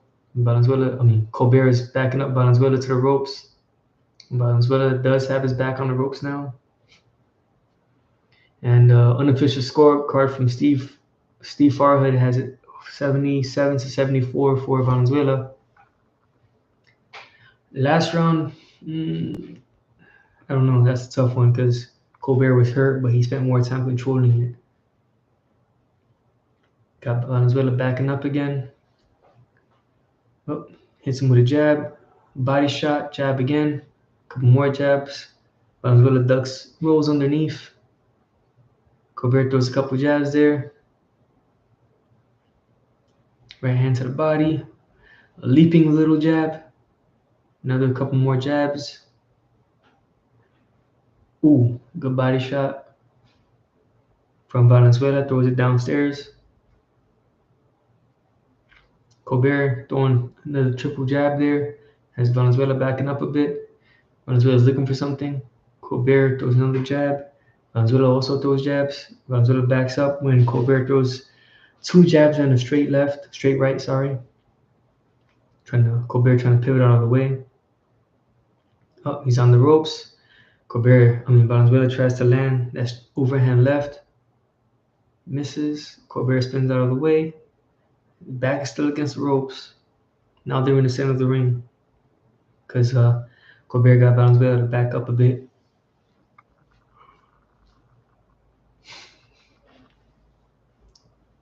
Kind of posturing. There's a jab from Colbert. Got Valenzuela to back up. There's a couple of jabs. Makes Valenzuela back up. Another jab. They're looking for positioning. Valenzuela spins around him when Colbert throws a right hand to the body. Colbert has his back against the ropes, as well as trying to control him a little bit with his lead hand. Colbert is getting some space now, using that jab, keeping Valenzuela thinking. Valenzuela is trying to move him against the ropes. Colbert responds with a little hook to the body and a hook upstairs and spins out of the way. Those little combination. Valenzuela ducks down. Colbert clinches him, gets him in a little headlock. Now Colbert is backing up again. And that's the end of that round. Valenzuela looks like he's been beaten up. I guess he's one of those guys that bruises easily.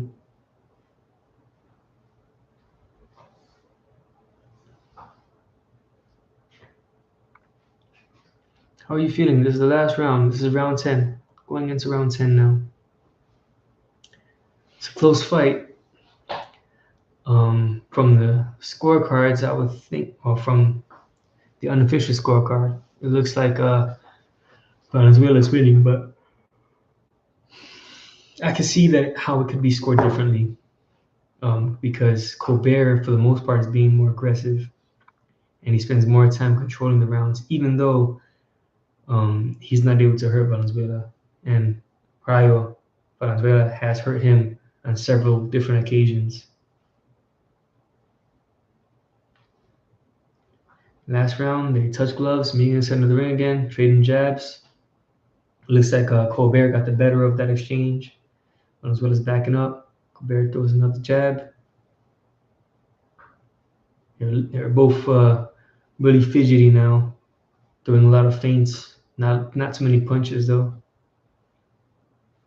Colbert throws a jab. Valenzuela responds with a straight left to the body. Trade jabs again. Looks like Colbert's jab actually connected better though. Snapped Rayo's head back a little bit. He makes Rayo back up. And Valenzuela is Rayo, by the way. Ooh, good. Colbert just landed a couple of straight right hands on Valenzuela. Valenzuela jabs upstairs, and Colbert meets him with a little hook upstairs. Ooh, that one, that was a good little hook from Valenzuela. It looked like Colbert felt it.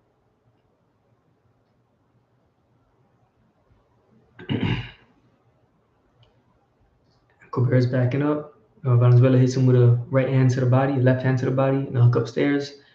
They get into a clinch after they try to trade punches a little bit. Colbert more jabs and a right hand. The right hand was kind of muffled, but it sort of connected, partially blocked. Colbert's back is against the ropes. Colbert hits him with a little hook, spins out of the way. Valenzuela throws his own, but he misses. Colbert gets in front of Valenzuela, slips a few punches, throws a double jab and a right hand to the body. Valenzuela backs up. Valenzuela throws overhand left to the head, but he misses. Valenzuela responds with a few punches of his own, a little flurry there, ending with a right hand to the body. Another couple of jabs and a right hand to the body.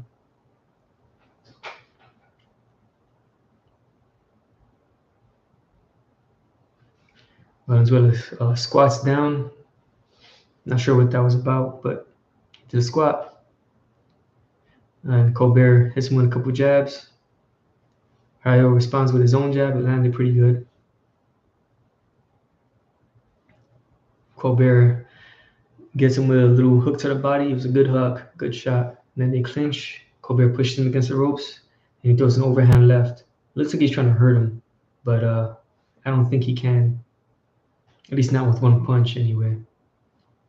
They're posturing in front of each other. It looks like they're both looking for a hard shot to land.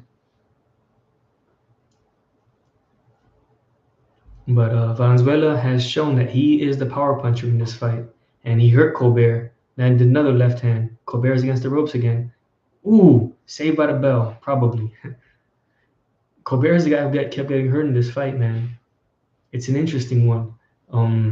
Colbert spent more time in control, but he's the only fighter who was hurt visibly, shaken in this fight on several occasions.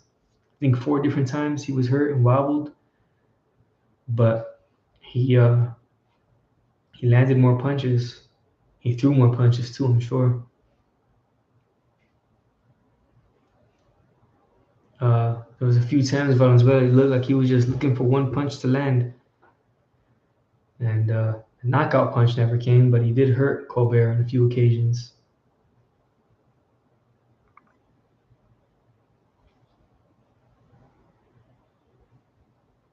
Interesting fight. I'm not sure who won. It really depends on what the judge prefers, I think. Let's see how they score it. It can't be a draw. It's impossible to have a draw with an even number of rounds if there was one knockdown. So somebody has to win. And somebody has to lose.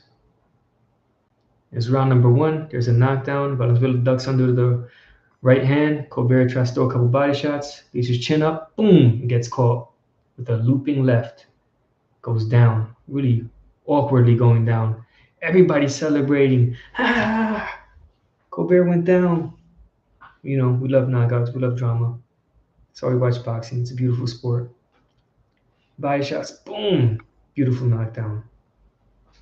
When this is all over and you guys can see it, watch the highlights, watch that knockdown. Pretty knockdown. It was nice.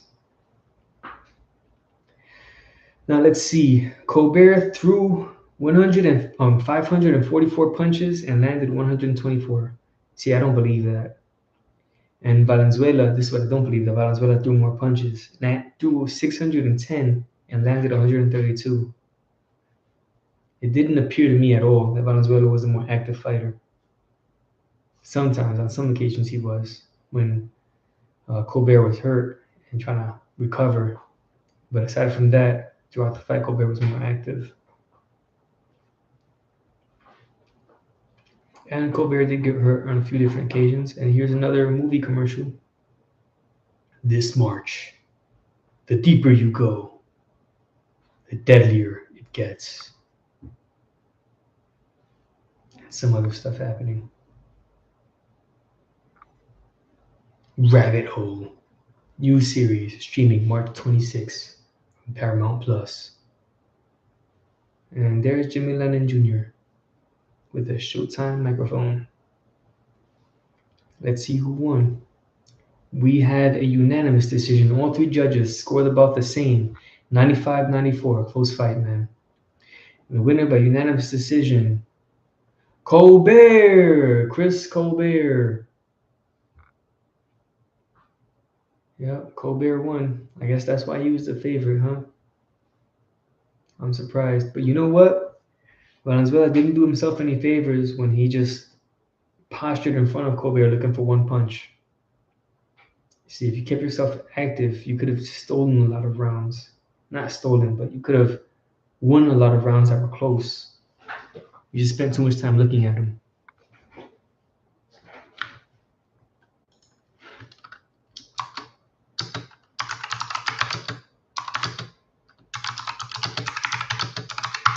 A lot of people are saying it was a robbery here. I'm not sure that it was. I think it was a close fight. 95-94, it was that kind of fight. Could have gone either way.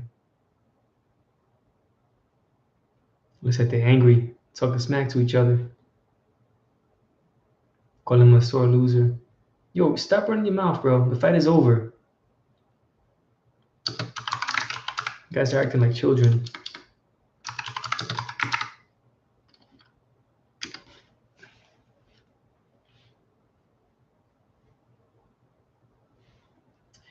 Now he says, Colbert, first of all, I want to thank God and my team. I would like to thank my opponent. I would like to thank everybody here. Listen, he put up a hell of a fight. I knew I needed to box, and I did that. I did what I needed to do to get the victory. At the end of the day, I'm not the judge, and I'm a man. If I have lost, I would have taken on the chin like a man. He's a sore loser. That's what Colbert is saying about Valenzuela. Why do you think he won this fight? And Colbert says, I boxed him. I fought hard with more jabs. I hit him with everything. He had his spurts. He hit me with some good shots, but then he would pause, and he's right. And then I would jab and jab. It is boxing. He got that little knockdown, but that didn't mean a whole lot in the whole fight. What happened to your eye? We saw what happened to your right eye. And he says, did both eyes affect you in this fight? And Colbert answers, if I knew he was hitting so hard, I would not have gotten hit. He got me in the eye and they went blurry. Other than that, I couldn't take the power and I had to run. Aside from Jose, whatever you have to say to these fans, listen, I love booze. At the end of the day, someone has to be the right guy. Why not me? Primetime rematch? If he wants it, let's get it. I ain't no sucker. That's what Colbert said. Look, it could have gone either way, I thought.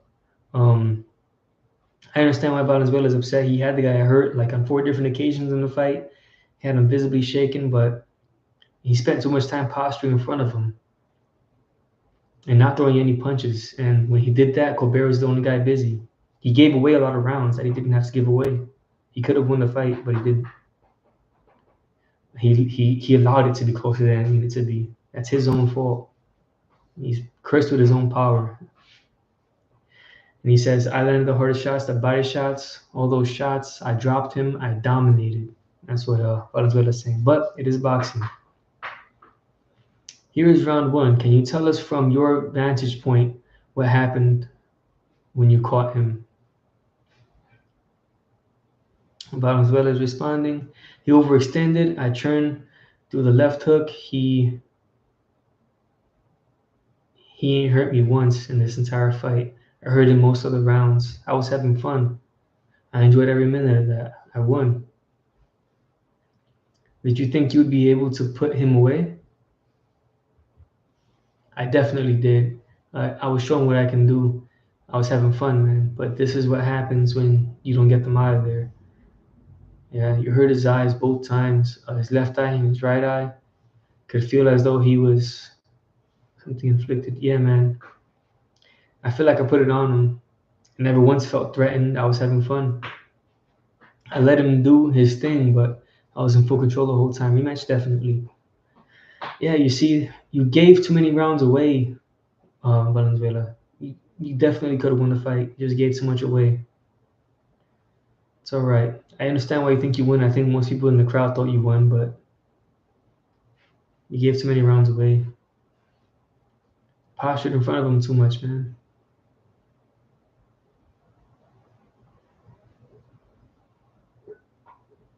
And I think most people are going to say that he deserved the win. I see that for sure. But it didn't have to be that close. He allowed it to be. Don't forget, the fights are scored round by round. If you stop fighting and you let the guy do all the work, you lose the round. That's how it works. But this guy, Colbert, definitely got the worst of the fight. He took more damage for sure. And I think that's why this boy Rayo thinks he won. And the unofficial scorecard has Valenzuela winning by 96 to 93.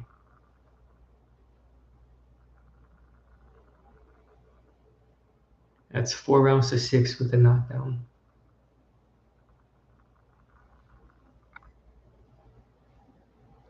Yeah, and this other commenter says, I had Rayo winning by a slim margin, but when we wait until the end of a round to land your best work, you open yourself up for this. Yeah, it'd be like that, man. You got to work every minute of every round. Otherwise, you, you give your opponent an opportunity to win a fight that you could have beaten him in. 76% of the people on Twitter poll say that Valenzuela should have won. And I don't blame you, bro. Don't blame you. I think Valenzuela's going to be kicking himself later.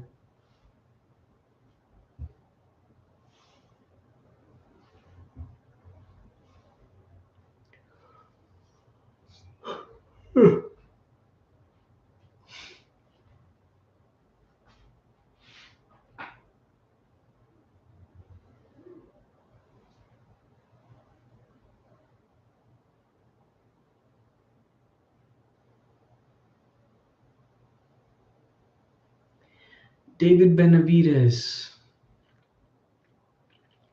He has been on a mission for respect, is what this guy is saying.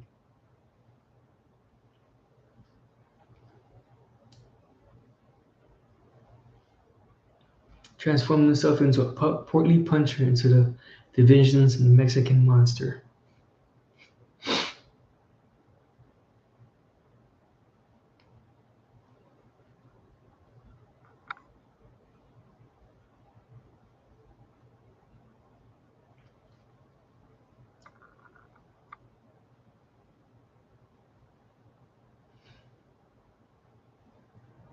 I'm glad I didn't gamble on that fight though, because I would have bet on Valenzuela.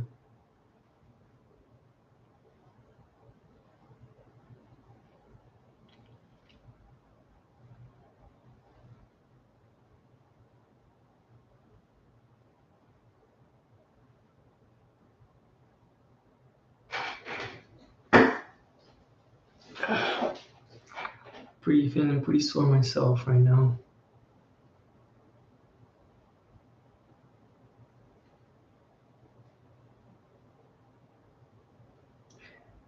Talking about Benavidez. David Benavidez, the Mexican monster.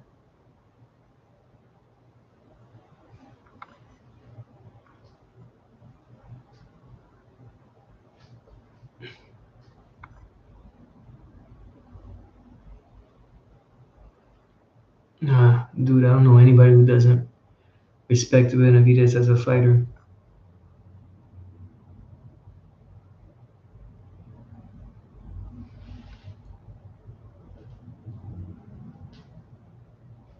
They're showing some highlights here.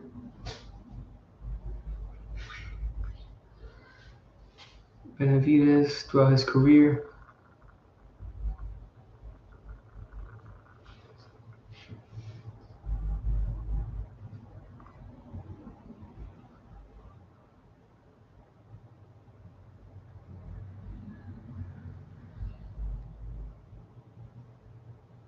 He's talking about the time that he got suspended for doing cocaine.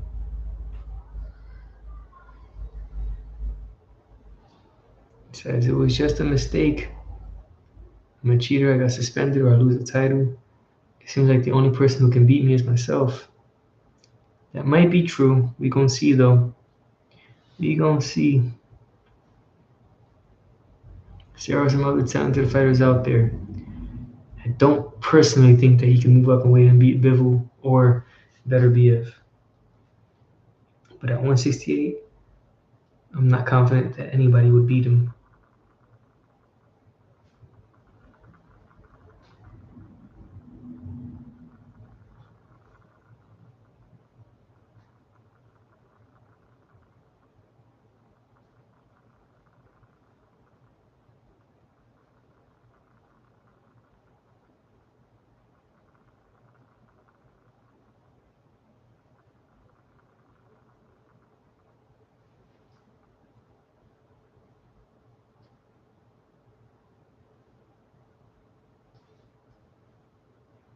And they're showing David Benavidez getting his hands wrapped.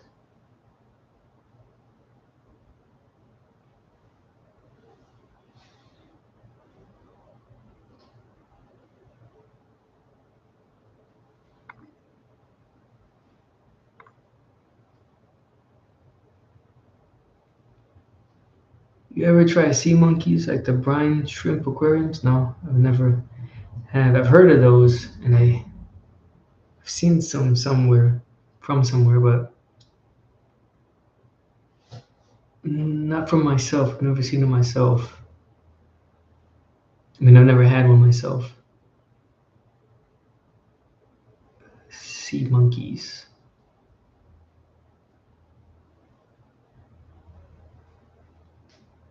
But I have seen monkeys. I've seen monkeys in aquariums before. I would think that Benavidez really is a bigger puncher. He has a bigger wrist. I remember reading an article from a doctor who was a big boxing fan trying to figure out what it is that makes fighters punch hard. And because you've noticed the most obvious part of a person's frame. Some guys more stocky, some guys are taller and leaner and lanky. And despite that, it's very hard to pin down what a puncher looks like. And what this doctor said was you can tell the way how much power a person has by looking at their wrist, how big their wrist is, not by their hand, but by their wrist. The bigger the wrist, the harder the puncher. In most cases, is what the doctor said. Jesus Ramos versus Joey Spencer, and he also pointed out that Manny Pacquiao's wrist was as big as Mike Tyson's. And that's why he was able to move up in weight so many times and still punch hard. Able to surprise a lot of people with his punching power.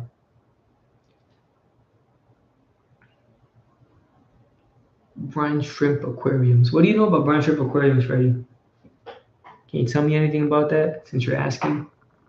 Because I don't know anything about it.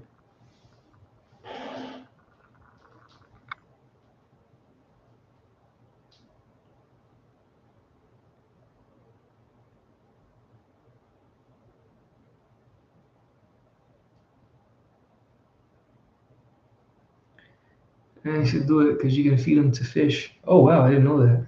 Cool. I thought they were like the fish pets, the sea monkeys were. Like you're farming them to use them for food for your fish.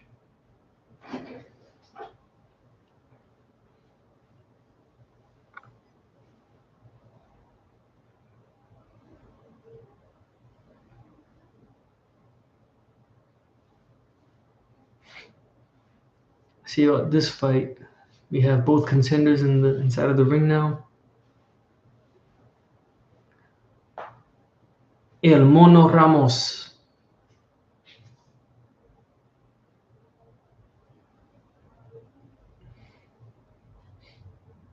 versus Joey Spencer. Feeding fish brine shrimp can cause them to grow better, and in some cases be more inclined to breed. That's interesting. I wonder why that is. Jesus Ramos, 5'11", and Joey Spencer is 5'9", 153 pounds. So this is the junior middleweight limit, and I didn't get to catch their reach.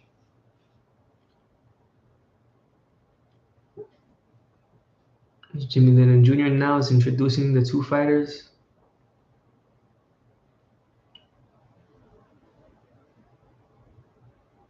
I remember having fish in my mom's house. I would like to have fish again, but can't do it now.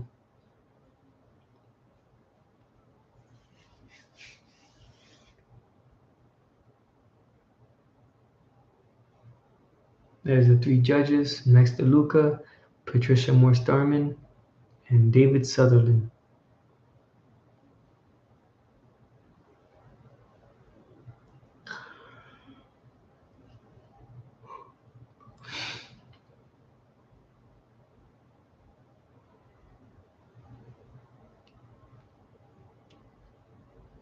Tony Weeks.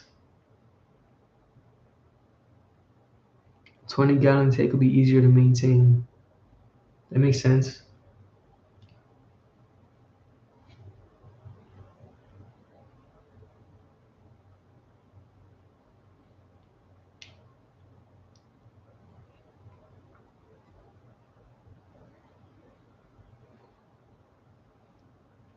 Let's get it started in here.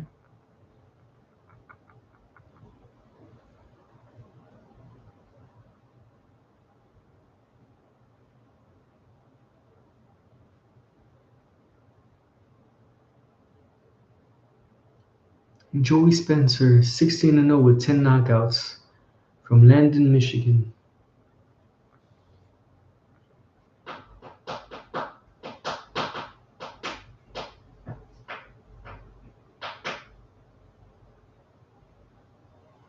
Cool.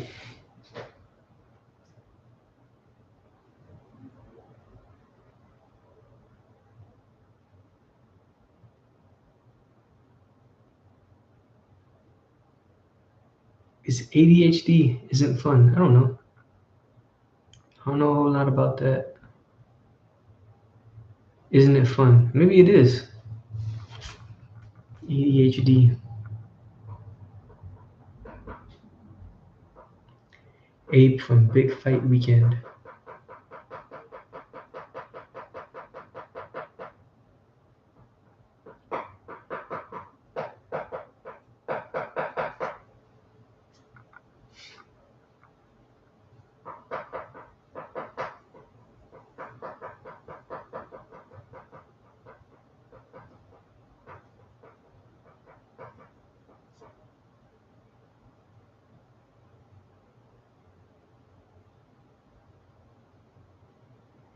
I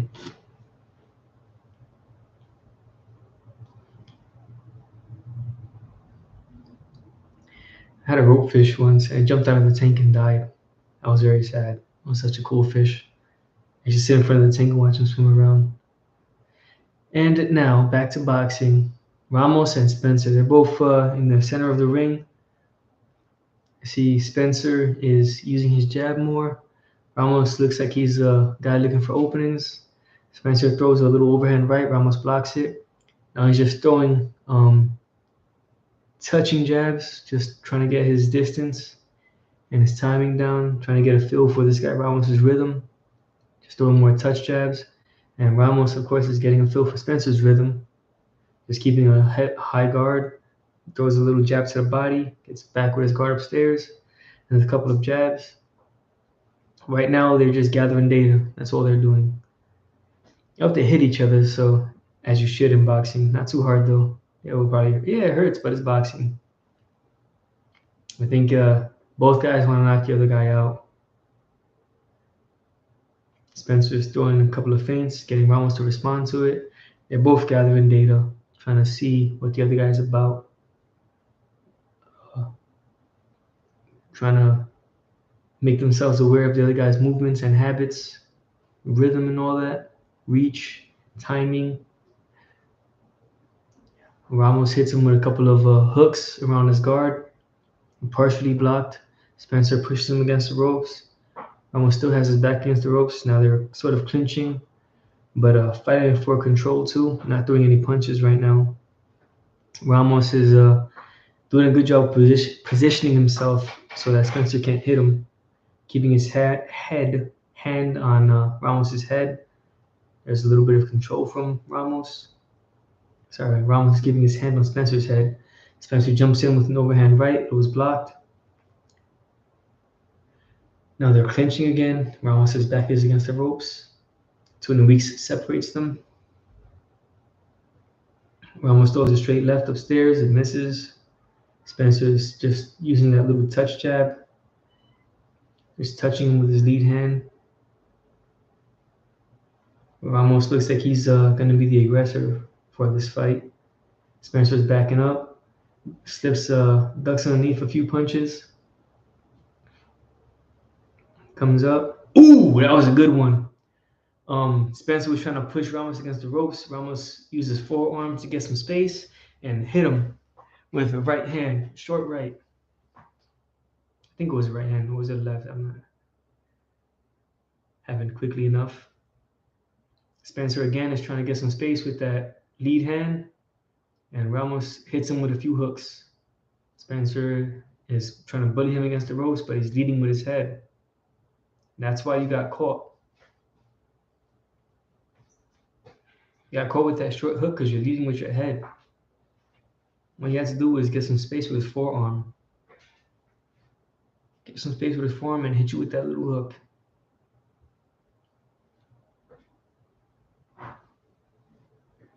Now let's see how it went. Yep, pushed his head down. Boom. And there you go.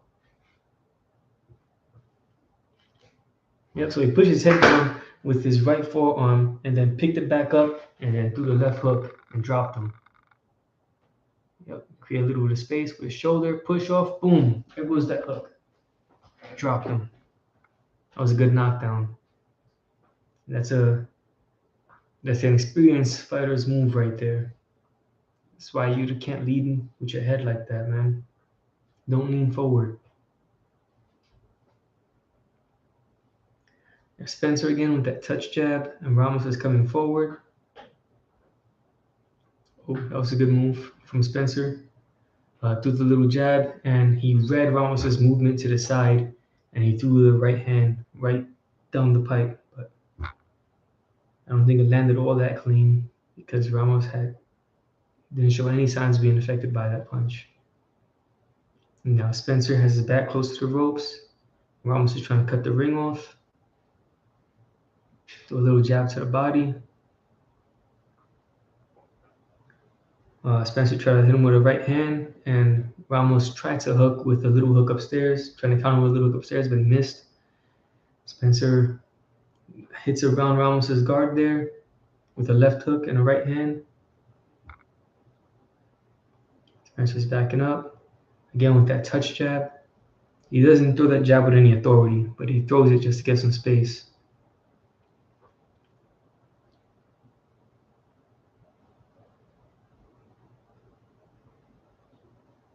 Trying to clinch him there, and Ramos pushes him off.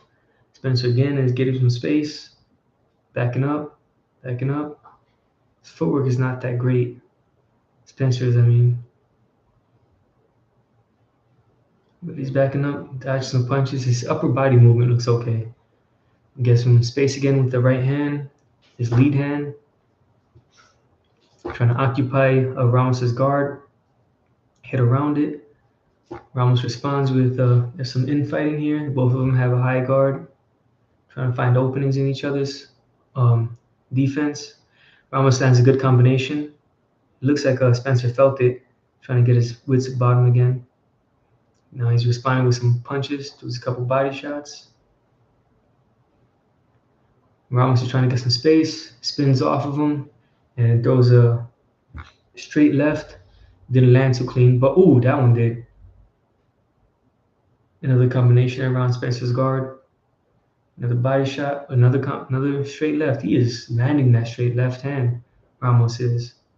Little uppercut, a couple body shots. Spencer's like, all right, you want to do that? We're going to trade punches here. Let's do it. Looks like a tough kid, but his defense is not that great. He squares up too much when he's on the inside. Anyway, leaning forward and squaring up, that's not too good. He needs to go to the Mayweather school. Learning how to fight better at angles. So it looks like he's good at twisting his hips and training to deflect punches and make them roll off. But he puts himself in a bad position too often. Ramos, again, just letting his hands go, landing that straight left hand 2 more times before that round ended. Spencer's feeling those punches. So far, this fight, as I have it scored, and I don't think anybody would really argue with my scorecard at this point, it's 2-0 for Ramos, and he scored that knockdown in the first round. So 2 rounds to none for Ramos with a knockdown. But it looks like Spencer is taking those punches a little better.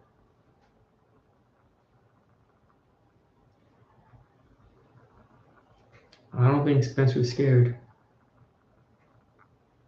He's just probably fighting the best opponent that he's ever fought.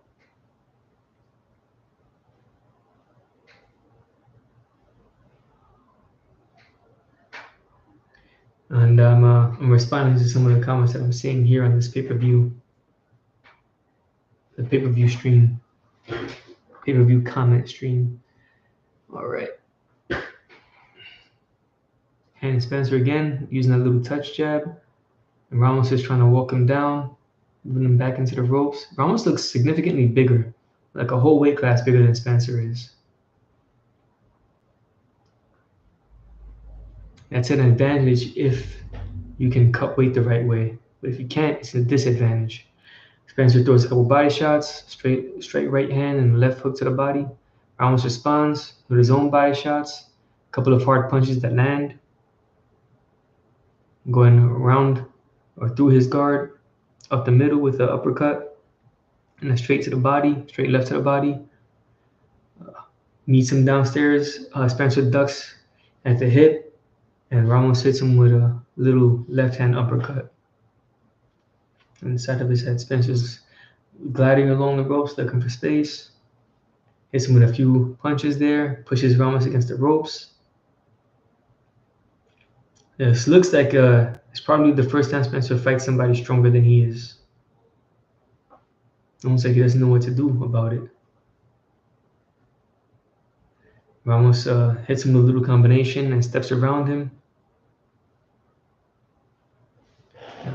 Hook upstairs and downstairs. Got Spencer backing up, hits him with a straight left. Spencer's resting on the ropes now. Ramos unloads a couple of hooks to the body and straight left hands upstairs. Ramos just looks like a stronger man here. With a couple of hooks from Spencer. Ramos responds with a couple of his own hooks from the guard. A little jab to the body from Ramos. Spencer responds with a jab upstairs and a straight right to the body. Ramos using a little bit of control. Spencer's in front of him with his head ducked down. Ramos touches him on top of the head. Says, "Keep your head there while I hit you." With a couple of these body shots. Control. Every good fighter uses it. There's a little hook to the body. Spencer again is just trying to push Ramos with his head down, and it's not working too well for him. Because Ramos just keeps on with the uppercuts and body shots. But Spencer's a tough kid. He just do a little combination there. Got Ramos backing up. Short uppercuts and hooks from Spencer. A quick little flurry. And he ducks down and he ducks into a uppercut from Ramos and a little hook. And Ramos throws a little combination, gets Spencer back up into the ropes again. That's another round for Ramos. Ramos is just a stronger guy, man.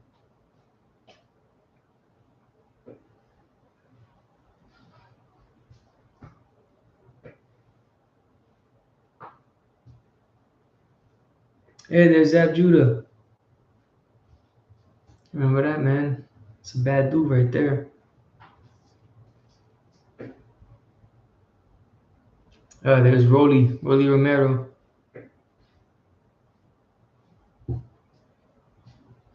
Fighting Alberto Puello, May 13. And Jamal Charlo. It's another bad dude right there. And Jermell, undisputed junior middleweight champion. Probably gonna fight Tim Tszyu next. Deontay Wilder, my favorite heavyweight. That man is awesome. I love watching him fight. Not that good, but man, he's fun to watch. He's good at setting up the right hand, but that's like his only talent. And it's effective because nobody takes that right hand.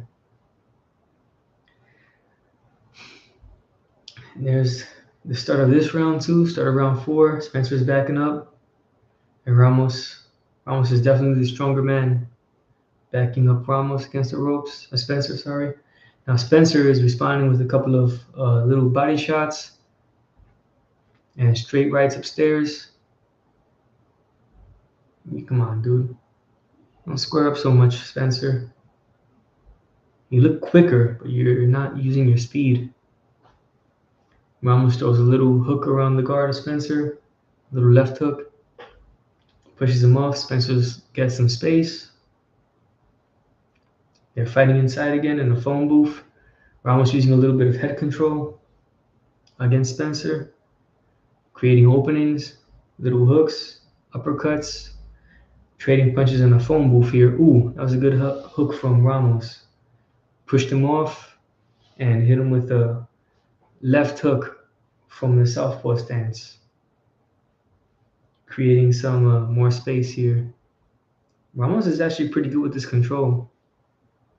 Got Spencer against the ropes, hitting with body shots. Another body shot. Got Spencer to drop his guard. Hit him with a little hook upstairs, a right hook. Spencer responds with an uppercut and a hook of his own. Ramos pushes him against the corner. Got Spencer against the corner. Hits him with a looping left and a couple body shots. Spencer responds. A couple of straight punches upstairs. There's Ramos with a right hook, another right hook, a hard one. Another hard hook upstairs. 3 in a row. Body shot, another hard hook upstairs. Ooh, Spencer was feeling those punches, man, but he's taking them too. Ooh, a little combination from Ramos. Spencer's tough, man. He is taking these punches, but I know he's feeling them too. Ramos looks like he's not affected at all by Spencer's punches. Keeping his head down and throwing more body shots, a little more control. Pushes him against the ropes. A little jab downstairs. Fighting for positioning now. Spencer's trying to clinch. Ramos shakes his hands off. Little hook upstairs. Misses another hook. Tries another hook and misses. Spencer spins out of the way. Tries to get Ramos against the ropes. Ramos is not having it. Ramos says, I'm the bigger man. I'm going to push you off. So he did. Pushes Spencer away.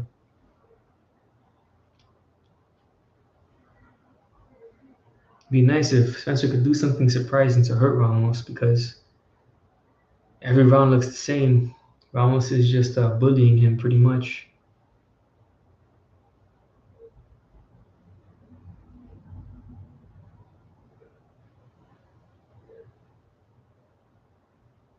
That was a good counter from Spencer, but Ramos just ate it.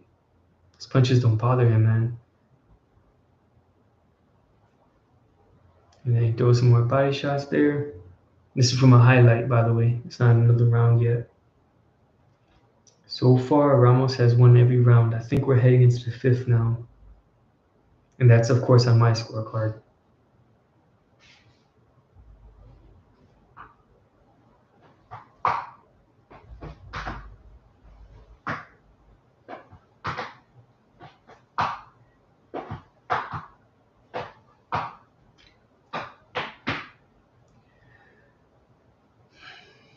Spencer's backing up. Ramos throws a jab. Misses, as Spencer continuing to back up. Backing up. He's backing up.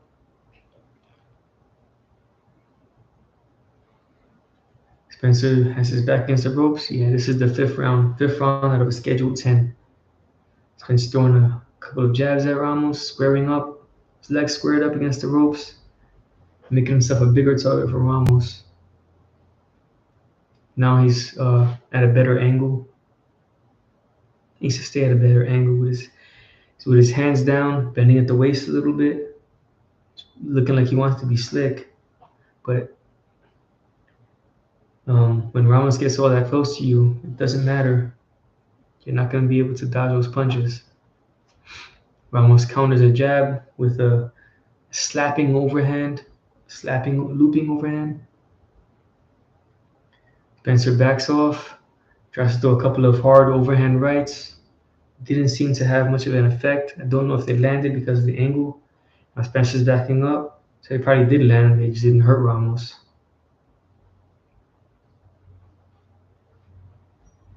Ramos has Spencer backing up against the ropes again. So far, the first half of this round, so far, I would say this is the only time that I've seen Spencer win any part of any of these rounds. And that's because he was the only person throwing punches. But now, he's against the ropes, and Ramos is punching again. Hit him with a couple body shots, a little uppercut. Missed a few punches there. But he got Spencer back against the ropes. Threw a little hook, jab, missed. Spence tried to throw a right hand, but he missed that too. Ramos hits him with a couple of jabs. Another jab. Ooh, a straight left. Now, I think Spencer felt those punches. He's hurt.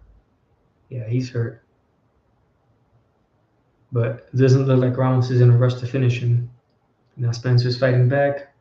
Gave him the couple of seconds he needed to recover. But he eats a straight left hand again. Now he's back. His back's against the ropes. There's Ramos hitting with another jab. Ramos just looks bigger and stronger than Spencer does, man. This guy looks like he's in over his head against Ramos. Ramos is a big, strong dude, man. For 154, I would like to see him fight Fundora. Ramos versus Fundora. That would be an interesting fight. I have to favor Fundora at this point, but I'm not sure it would be easy. Boy, Ramos is strong. So even that round, I would give to Ramos. He's just bullying this kid, Spencer. And he got the knockdown in the first round. So we're still pretty early in the fight.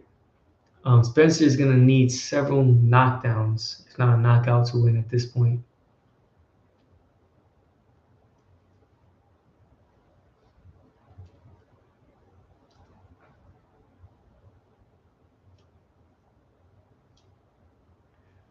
So guys, Felix de Jesus, you're doing a nice job. That's what he's telling Ramos.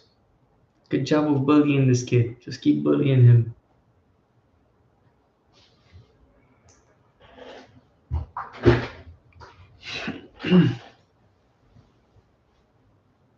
Ramos lives with my brother-in-law or my cousin-in-law, Carlito. Curly.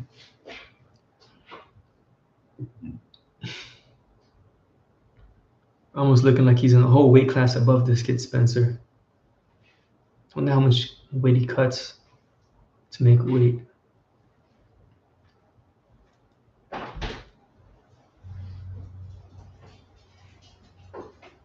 Spencer trying to get some space, throws a couple jabs there. Ramos got that high guard. Spencer's backing up. Ramos hits him with a jab, another jab. And yeah, Steve Farhood's scorecard is the same as mine. 5 rounds to none for Ramos. Spencer throws a couple jabs. Ramos throws a little overhand, but Spencer blocks it. Now Spencer's back against the ropes again. And this is where Ramos does his best work. And this is where Spencer spends most of his time trying to recover against the ropes. Now Ramos is letting his hands go. Now Spencer stays in the phone booth trying to respond with combinations, but you get the impression that there's only one guy who can get hurt, and that's Spencer. I think he's wasting his time trying to fight on the inside.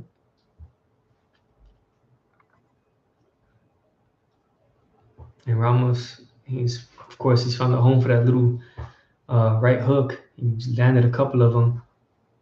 And Spencer just keeps moving forward. Ramos keeps hitting him.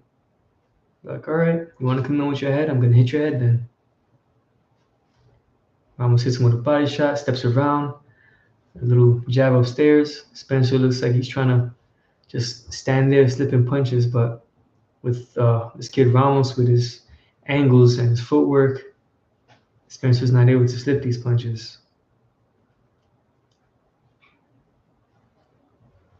Ramos hits him with an uppercut, pushes him off. Uppercut, hook, straight left, and then he steps away. Ramos is just able to do whatever he wants now at this point.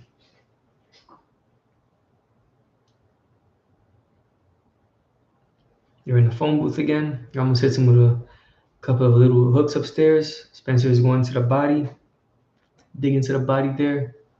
Ramos pushes him back. Ramos hits him with an uppercut and a hook upstairs. Spencer with more body shots.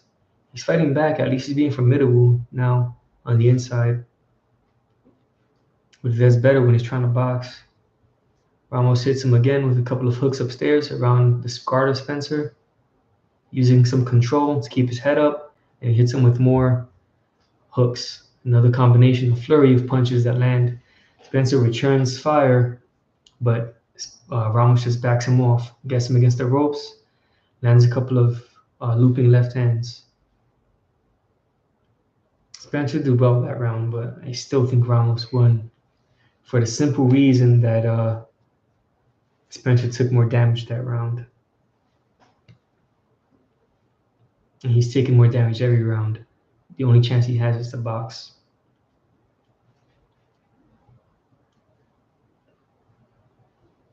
So when Ramos doesn't have to chase him, it's just too easy. Ramos is just too big and too strong for Spencer.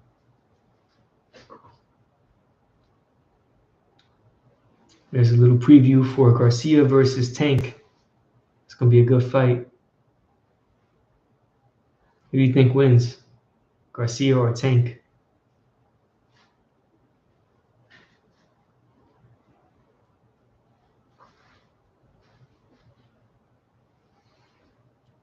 picked Tank for that fight, but I could be wrong. Kind of want Garcia to win. I just don't expect him to. It'll be tough early, but I think Tank figures him out and beats him later on, probably stops him. Now, Ramos' back is against the ropes. Spence looks like he's trying to bully Ramos back, hitting him with everything he has, but Ramos doesn't look like he's phased. Hitting him with those right hands. He's trying to bully Ramos because Ramos has been bullying him this entire fight, but there's a reason Ramos is able to bully you is because he's bigger and stronger than you are. Little combination from Ramos, another combination from Ramos. Spencer is fired up now. Throws a little flurry upstairs, but then he eats a straight left for his troubles.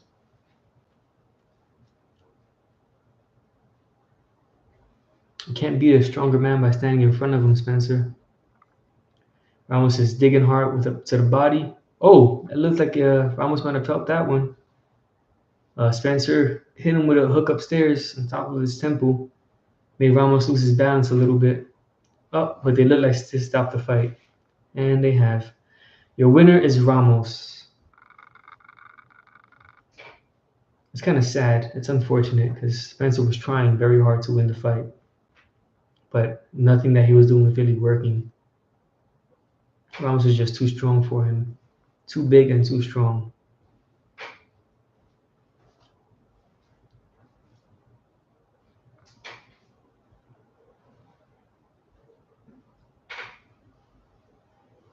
There were several people here that were looking like the fight needed to be stopped earlier, but considering the effort that Spencer was putting forward, he wasn't just getting beat up, he was fighting back. Well, he was just getting beat up despite fighting back, but he put a lot of effort in. At no point in the fight did Spencer give up, He tried to win every moment of the fight. It was just too small. And also, I think Ramos was a better fighter too. But even with Ramos being a better fighter, he was able to use more angles. He was better at control. It looked like he had more experience. I think if they were the same size, it would have been more competitive. Spencer was a little bit quicker with his punches. But I think the experience between them two would be too much anyway. So even if they were the same size, I think Ramos would have won. Probably the more competitive match, though.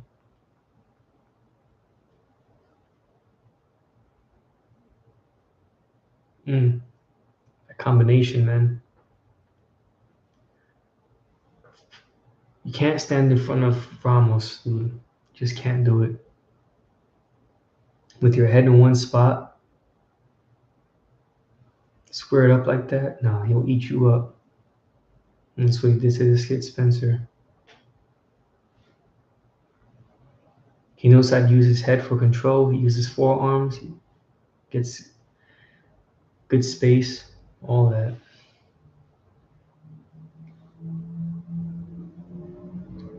Spencer's disappointed. He got beat. Main event will start soon.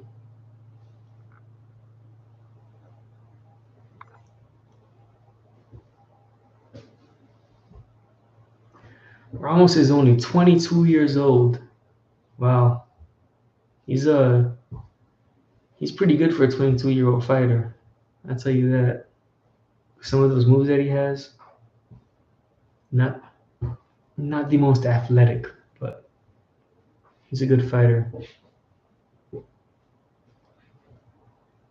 And I think considering his size, he's probably going to move up to middleweight soon.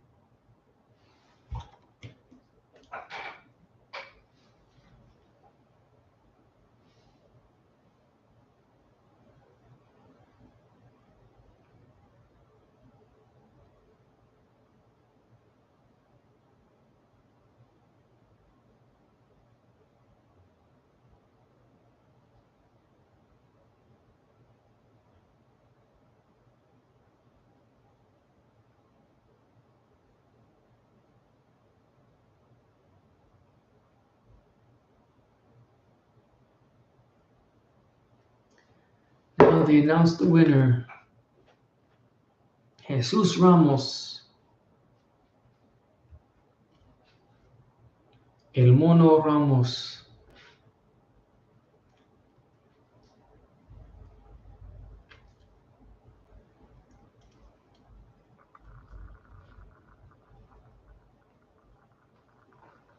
Undefeated, Jesus Ramos. Your winner by stoppage. TKO. And he says, thank you. I want to thank my family, my whole team for their hard work in this camp. Everybody with PBC, thank you. I feel like I looked good. I showed some angles. After the first round knockdown, I got carried away with my power a little bit. It took time for me to start working on anything. This is what Ramos is saying in this post-fight interview. Knowing why you have the capability of doing it with aggression. And he says, I was looking for that puncher 2 or 3 rounds. My dad told me boxing behind the jab, use angles. I started landing more shots, started looking a little better. I think our game plan to begin with was better. Let's take a look right here and tell us from your vantage point the knockdown. There it is. He started trying to push me. He said I was stronger. I assumed he knew that, so I was composed. I was looking for the punch, right punch. I came and I hurt him. So you sit back in the locker room and your brother's fighting. You still have to fight. What's the feeling and the anxious energy going about that? Like I said, I get more nervous for his fights than mine. Him having to lose in a tough fight, very entertaining fight, it was heartbreaking. It's an embarrassing moment right now. I'm disappointed that he goes on with the loss. It was a great camp overall. Nobody can take away from our experience and the memories we lived through. I leave with a full heart that we did everything together. Where would you like to go with your weight in this division? Hopefully, Joey Spencer. He was an undefeated fighter, a great guy. I want to thank him for the opportunity. He's a great fighter, with a lot of heart. It makes for an entertaining night. Congratulations, terrific performance. Back to you.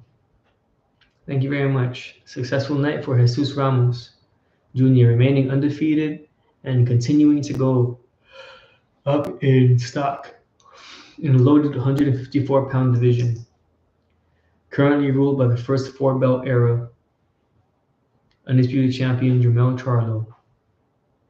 Let's go back to Joey Spencer's team. Trainer tracks. They stopped the fight.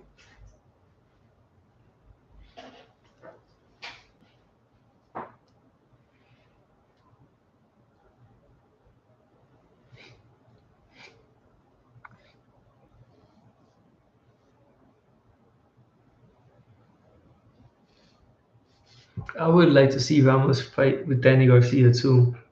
I think he can beat Danny.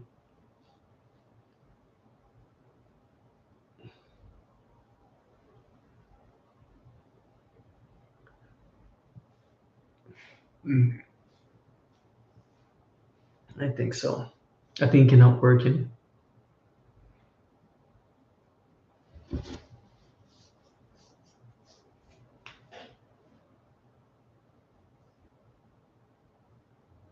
I don't know that he would beat Fandora though. I think Fandora will probably beat him. You stand in front of Fandora and get hit with those uppercuts, man. Tough fight. It'll be a great fight though too.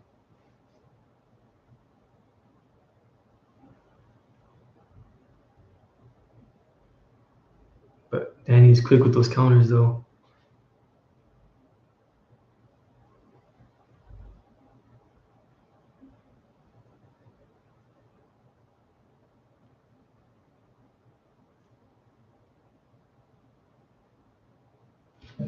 Those hook counters.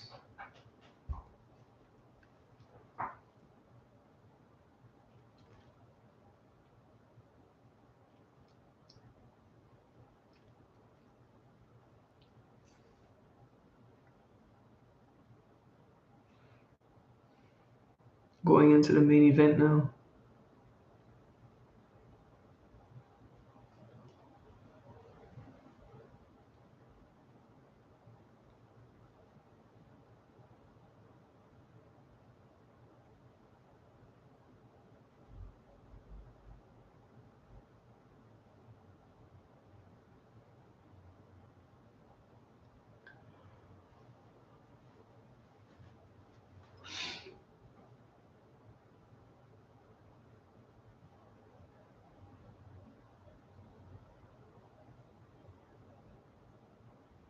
Most people pick Benavidez by late round stoppage. That's what I suspect will happen as well. David Benavidez by late round stoppage. We gonna see.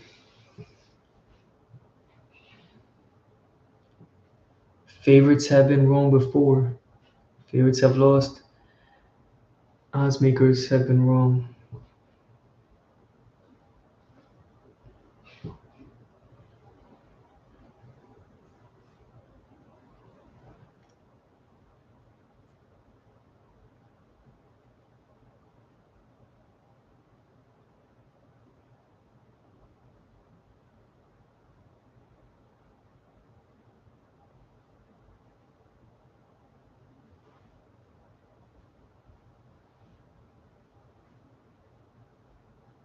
Big George Foreman. I want to go see that movie.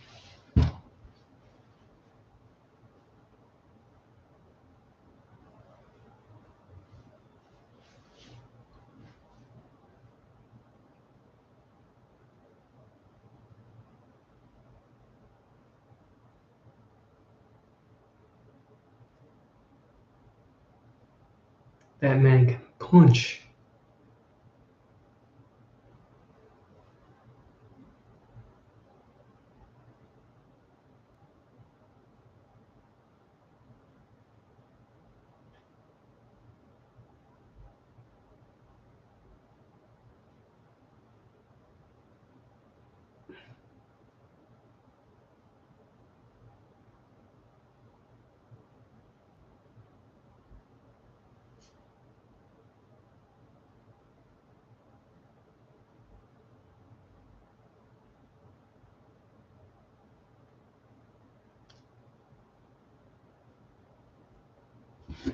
Big George Foreman commercial.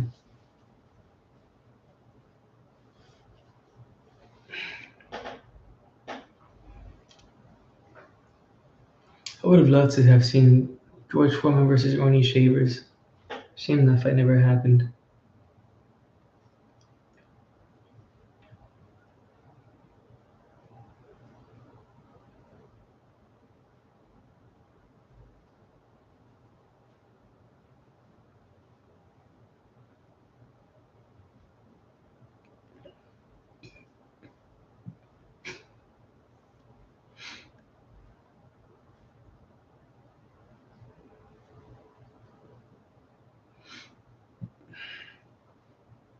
Goes all the HBO commentators.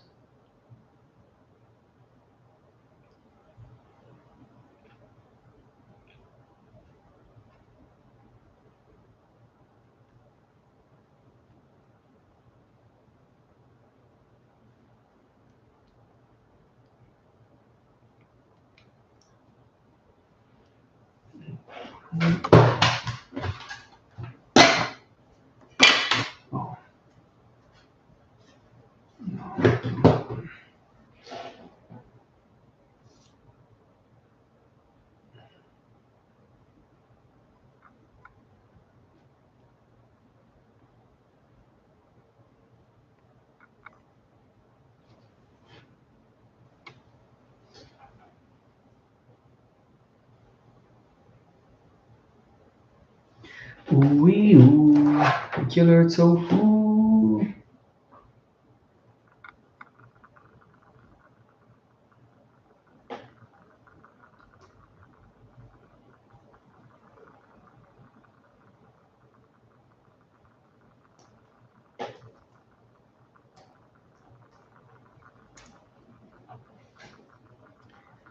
There's Benavidez.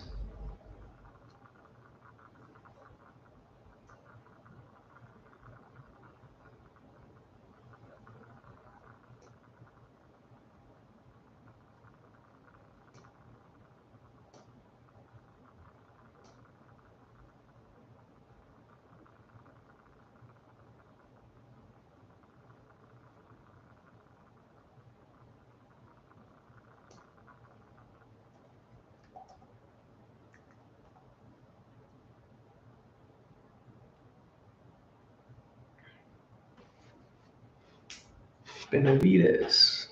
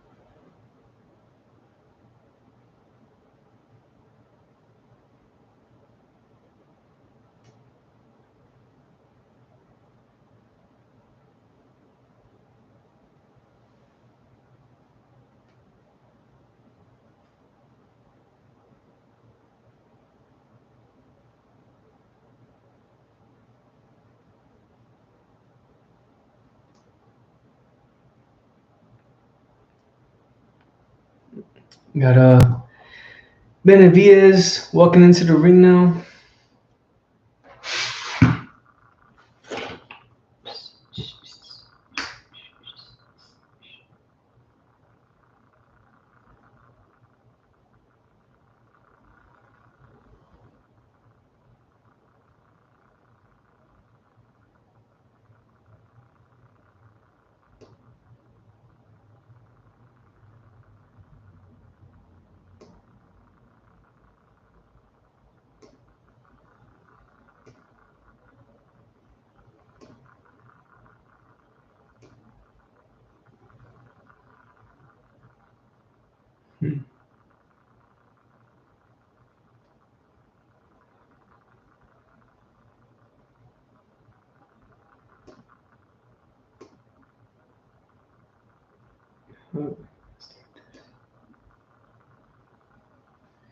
Benavidez is in the ring now.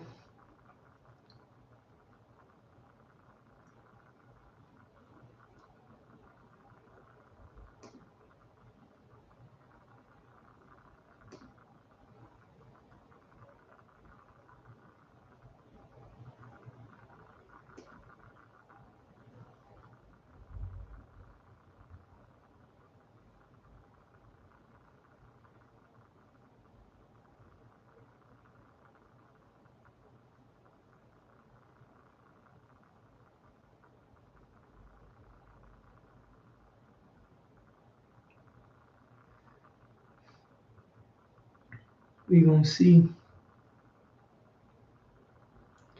Benavidez or Plant? I think Benavidez wins. But we gonna find out. He looks fired up. Looks like he can't wait to start fighting. Look at him.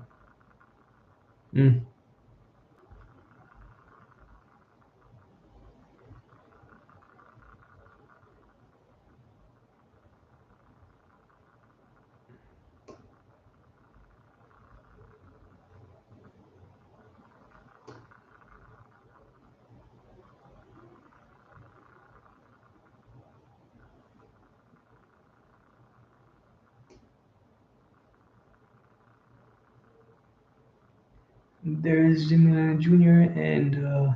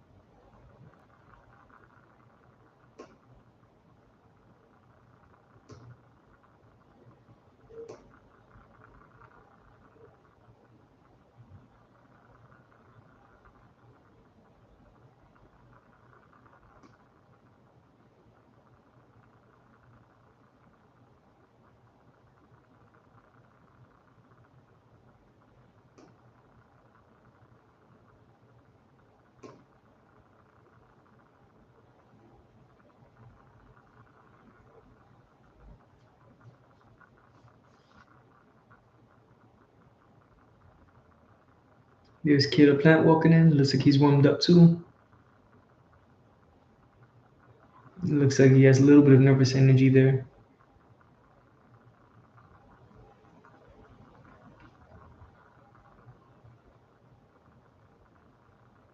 Singing along to some music, flexing before the crowd before he goes in, taking it all in. Benavidez trying to stare him down, like he's ready to start fighting before the fight even starts.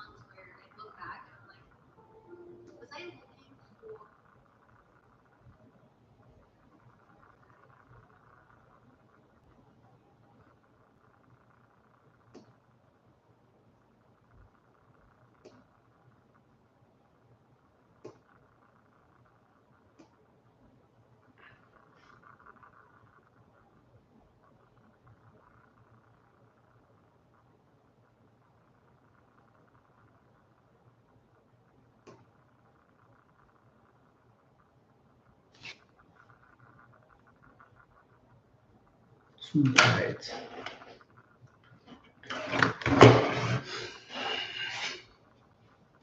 Benavidez is 26 and Plant is 30.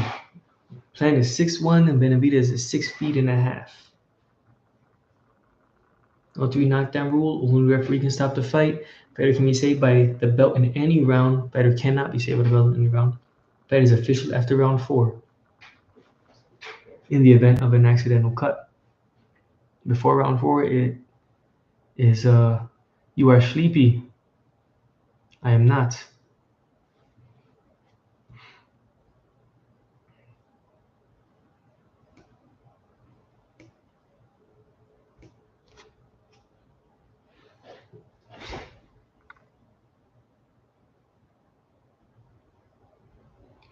There's David Benavidez.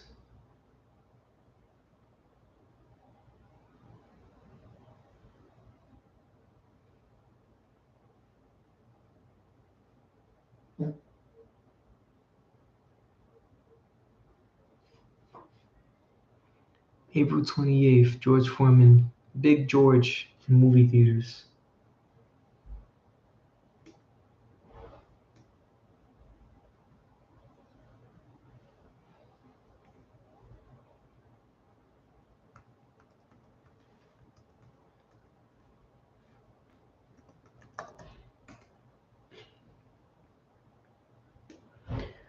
There's Benavidez, and there's Plant.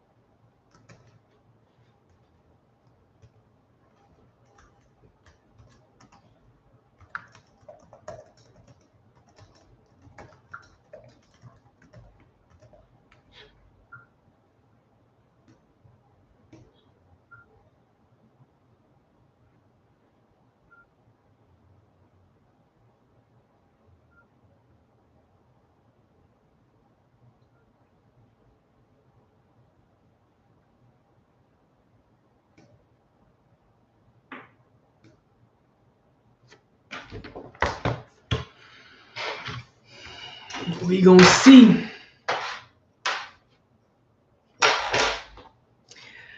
There go the announcements. There's Benavidez standing there, face all greased up, ready to fight. You know what though? It doesn't look like he's warmed up all that much. At least he don't look sweaty. And there's his family, all excited.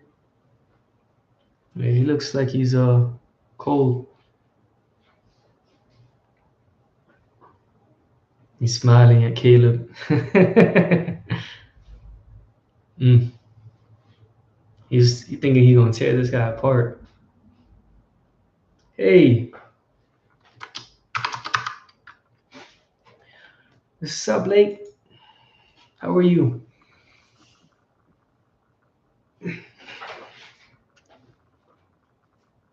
Plant versus Benavidez. We're about to get into round one.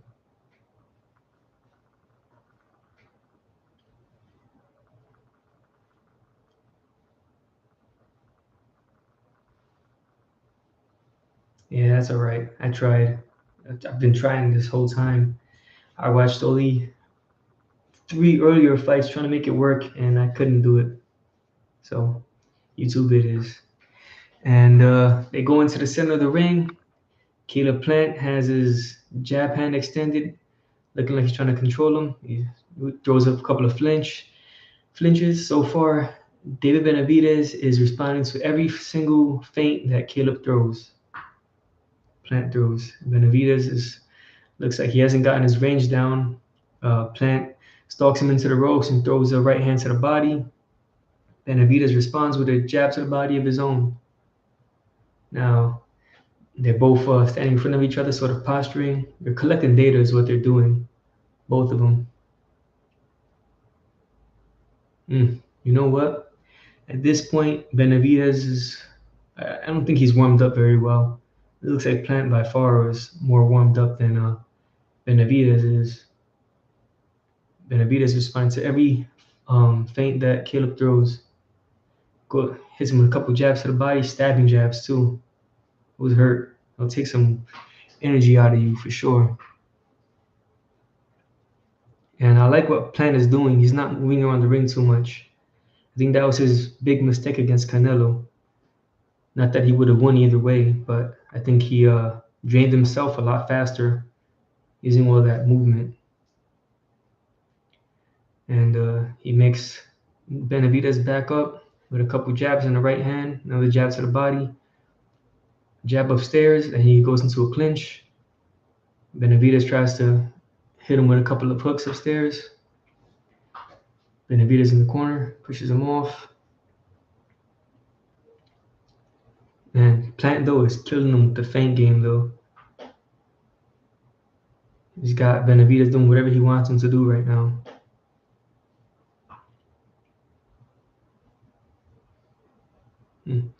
Benavidez, of course, lunging in with that right hand to the body, leaning forward and all that. Caleb jumps in with the left hook. Benavidez jumps back. Benavidez jumps in with a little lunging jab, but he misses. Plant hits him with a jab. Plant hits him with another up jab, and Benavidez tries to go downstairs to the body.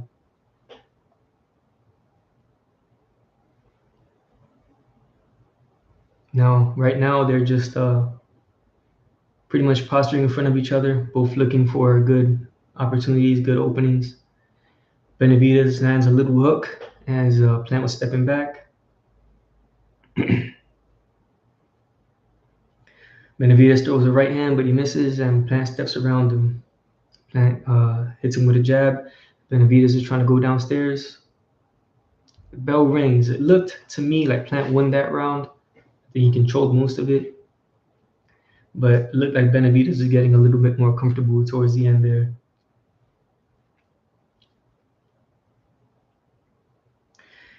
And the keys to victory for Benavidez: put him on the ropes, go to the body early, throw combinations. So far, he wasn't able to do any of that. Not for this first round. Ooh, I feel cold. But that happens when I get excited. I feel cold, shivery and stuff. Plant keys to victory. Use lateral movement. I can't get up yet. Gotta watch the fight. Establish the jab. Land the counter left hook. I think Plant has done most of that. And then they come back, and of course, Plant is extending his left. Benavidez just smacks it away. But Plant is extending that left to get a gauge of his own distance. And Benavidez is too. Yep, lands a little combination. Benavidez puts his gloves up to block them all.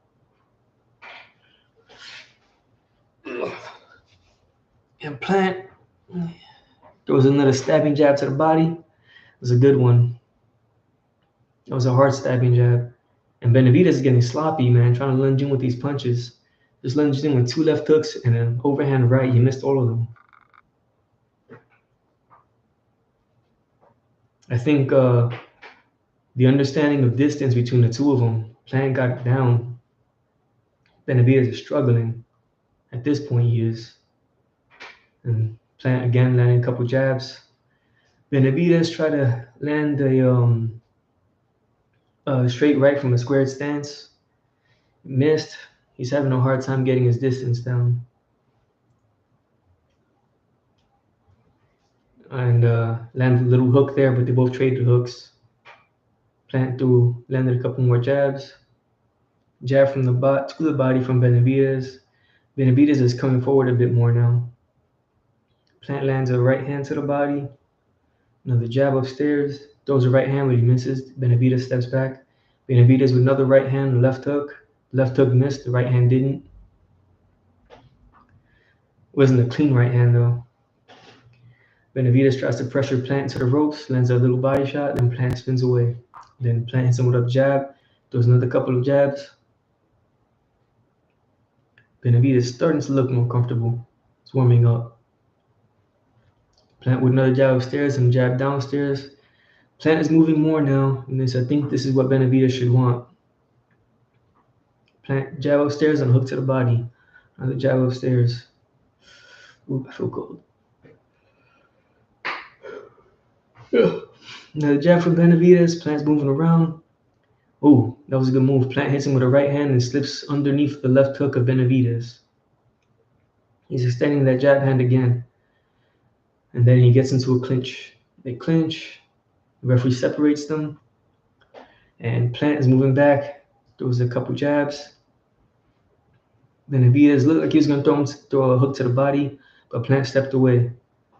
Gets against the ropes. Benavidez tried to hit him with a hook. Plant blocked it. Plant throws a little combination at Benavidez, who keeps a high guard and tries to block every punch. A couple of them got through. Plant throws a couple more jabs to the body, and the bell rings. Another round for Plant. But Benavidez did put more pressure on him this round. If he keeps that up, Benavidez might wear down.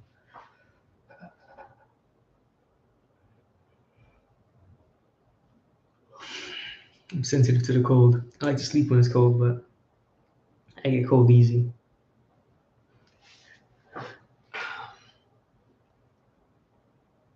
Here's Tank. Tank is a beast. You're telling Plant, stay nice and calm. You hear me? Stay nice and calm. Calm down your heart rate. I agree. That's good advice.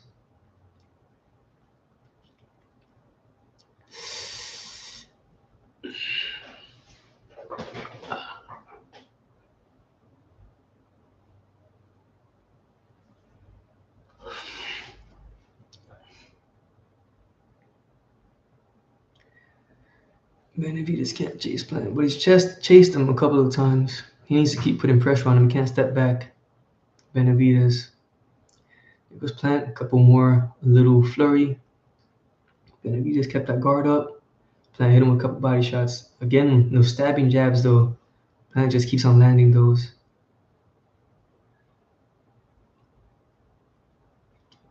Plant moving around. Benavidez tried to get him downstairs, but he missed.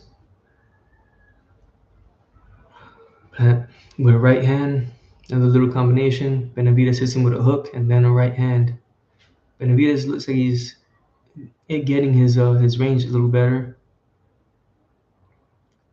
He's starting to touch Plant a bit more. Plant backs him off with a jab, kind of like a hook jab. Made him back up with it. Jab to the body, hook upstairs. He missed it. Another jab to the body. Another jab to the body. He needs to keep doing that. Benavidez trying to take off Plant's head, but he missed all those punches. If Plant doesn't gas out, he's going to be fine. But I picked Benavidez to win because I do expect Plant to gas out. If it's not a 12-round fight, I think Plant could win, but 12 rounds to fight like this, that's a long time. Plant goes to the body, throws a little combination upstairs. He throws lunging hook, he misses. Benavidez tries to counter it with an uppercut, but he missed too. Plant throws a little flurry upstairs, then he clinches. Benavidez tried to get space and hit him with a hook, but he missed. And Plant is not feinting as much. Extending that arm again. There you go. Kind of have to extend that arm to get some space. Stop moving so much. Yep, caught him with a good hook, lunging hook, uppercut and jab there, kind of like a hook jab from Plant. That landed. Benavidez landed a short right hand. He tries to land another one, but Plant ducks down and clinches. Benavidez lands a straight right to the body. Plant goes to the ropes. Benavidez lands a jab to the body.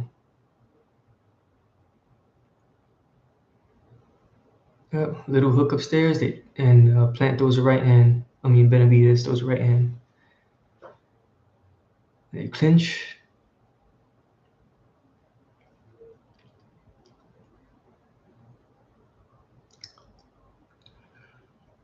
Plant jabs to the body, and the bell rings. And there's Mayweather, former 5-division world champion. It's cold.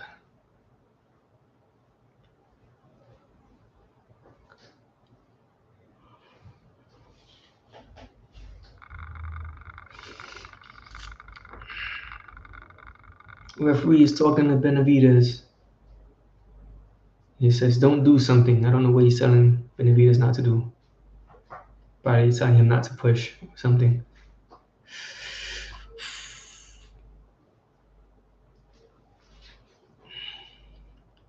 All right, Benavidez is warmed up now. He's going to start putting more pressure on Plant. But so far, these first 3 rounds, I think Plant has won them all. The last round was the closest one, but I think Plant got that one too. And these rounds are gonna keep getting closer. Benavidez is gonna put more and more pressure on him.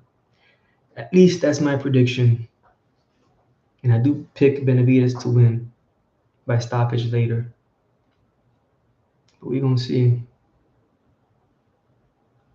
There goes Plant with another combination, starting with the jab to the body, ending with a hook upstairs.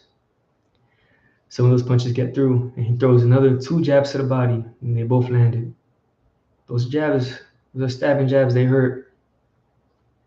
Ooh, and Benavidez counters Plant with a little hook upstairs. Plant tries to lunge in with the right hand. He got countered for it. Now he's moving back against the ropes. Benavidez is stalking him, cutting the ring off. Plant playing defense, spinning around, ducking under Benavidez' punches. See, this is what Plant can't be doing, because you can make a miss all those punches, but you're wasting energy and you're not punching back. Even if Benavidez threw 20 punches and he landed 2, he still landed 2, and you didn't land any because you didn't throw any. Plant eats a jab upstairs, extending his arm out. Throws a hook upstairs, lunging hook. He missed. Benavidez tried to counter, but the counter missed. But the more physical it gets, the bigger the advantage is to Benavidez. because Plant is using more energy, tiring himself out. Plant hits him with a low blow, and then he steps back and then hits him with a couple of jabs that land. Another low blow, right hand to the body. Benavidez wants to touch gloves, and Caleb Plant extended his hand. Benavidez is like, psych, I ain't touching your gloves, bro. I don't even like you. And they don't like each other. Plant with a jab and a right hand to the body, and then a jab upstairs. They all land. Benavidez throws a jab to the body, and then a hook to the body, and a hook upstairs. A couple of punches landed. Throws another right hand to the body. I don't know what that was. He threw some weird slapping punch, windmill kind of thing. Didn't do anything. Plant gets off the ropes. He lands a jab and a right hand to the body. Jabs him again. Benavidez is just looking to cut the ring off. Oh, that's a good move from Plant. Caught Plant, did Benavidez with a real good hook. Hook downstairs and hook upstairs. 10 more seconds in the round. Referee is warning Benavidez to stop using your elbow. Plant with another jab to the body. Benavidez is talking smack to him. And Plant ends it with a little hip dance there and escorts Benavidez to his corner.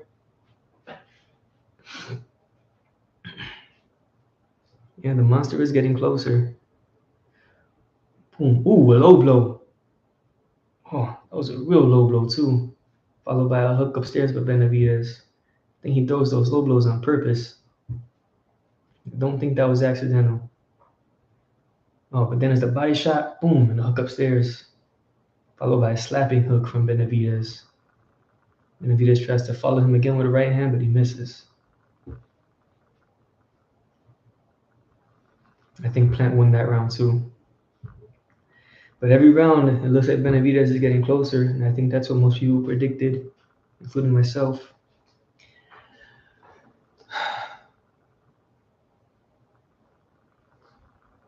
All right. Back in the center of the ring. Benavidez throws a couple punches to the body. He missed. Plant responds with a jab to the body. And now he's got Benavidez backing up, which is good. Benavidez has his back against the ropes. Plant throws a little flurry at him. Throws a couple right hands to the body, extending that jab hand. Another jab to the body. They clinch. Benavidez hits him in the back of the head.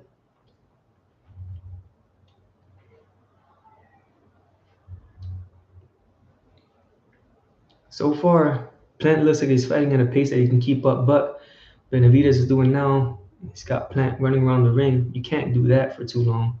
That's what's going to wear him down.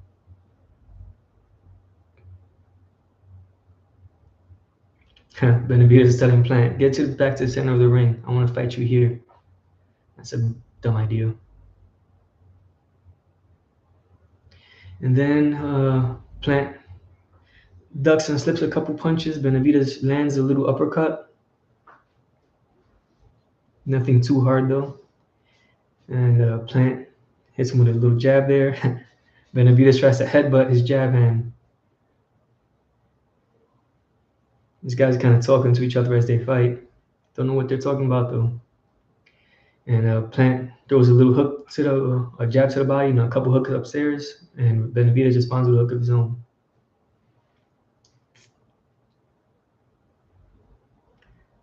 Plant gets in the corner and Benavidez unloads with 3 more hooks. And then Plant spins out. Benavidez throws a right hand, but Plant was already gone. Lunging hook, a right hand, a little uppercut. He missed every punch he threw. Now Plant is showboating to the crowd. Like Benavidez threw something towards them. Showboating, more showboating. Hit him with a jab. They're both showboating. The showboating favors Plant though, because if you're showboating, you're not putting pressure on him.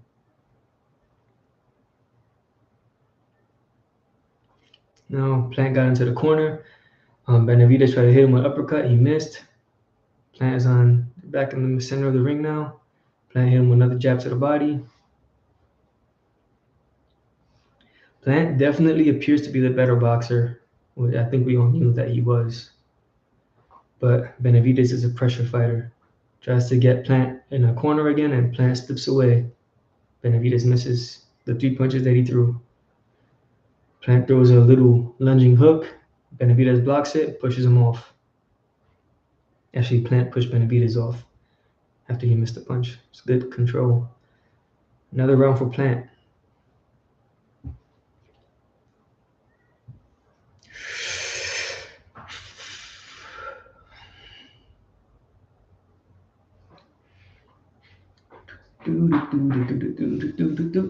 So I got it 5 rounds to nothing for Plant.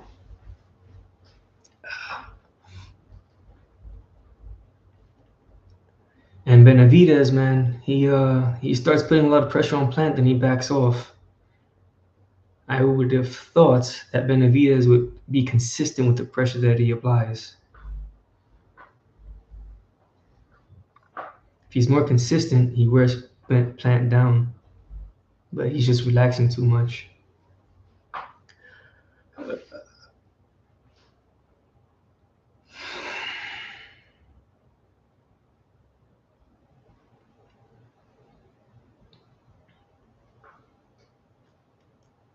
They're back in the center of the ring, and of course there's Plant extending that jab hand, lead hand, trying to control, throwing a couple feints there, back against the ropes.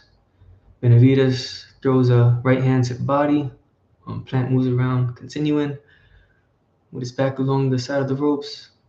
They clinch. Benavidez throws a couple body shots, punch upstairs.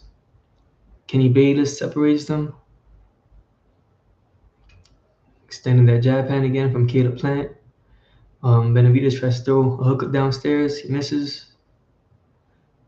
Plant again, straight jabs to the body. Benavidez lands a little jab upstairs himself. A good jab, too. It's a solid one. And Plant, they clinch. Plant punches Benavidez in the butt cheek. Ooh, that was a good hook from Plant. He's backing up. Benavidez is sloppy with his footwork. Tries to pin Plant down. Plant just walks away.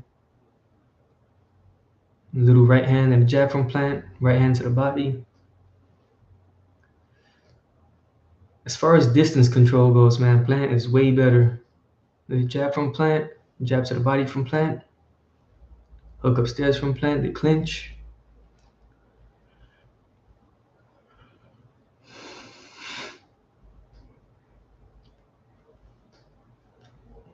Little combination from Plant. Ooh, Benavidez tried to take his head off with that hook. He missed. Wild, though. Throw 3 wild punches. He missed them all. Oh, he landed that, though. He landed that. A couple of little uppercuts and a little hook upstairs. They were in the clinch when he threw it. Benavidez can't back up. Can't afford to back up. Oh, landed a right hand, though. And Plant, again, with jabs and a clinch. Benavidez using his elbow, hit him with an elbow there. Can lose a point for that. You got to use your elbow. You got to be subtle with it, kind of like Mayweather. But he shoved his elbow into the guy's face.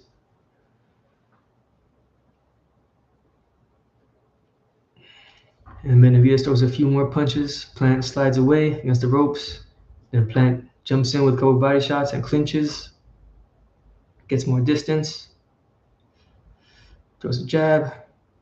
Benavidez carries him along the ropes. Throws a combination. Finally, something from Benavidez. Something where he's more effective there.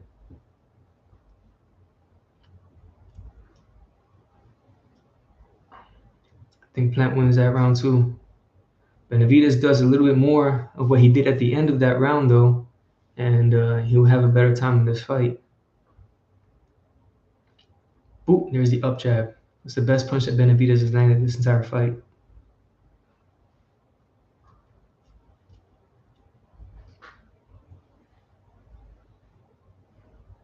Couple of little punches there. Benavidez needs to do a lot more of that.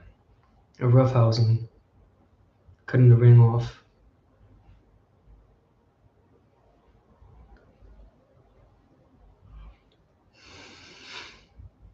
Most people, it looks like they have it 5-1 for Plant. I thought personally that he's won every round. But we'll see. It's not like my scorecard matters. 49-47 Plant.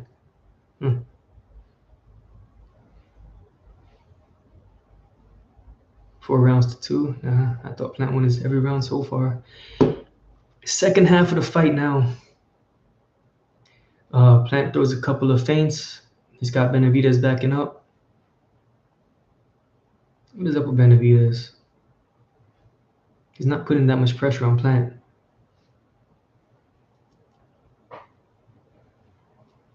Throws a right hand to the body though. Trying to go underneath Caleb's extended lead hand. Caleb throws a combination and then a jab to the body. Every punch missed. Hit him with another jab though, and then a right hand. They clinch.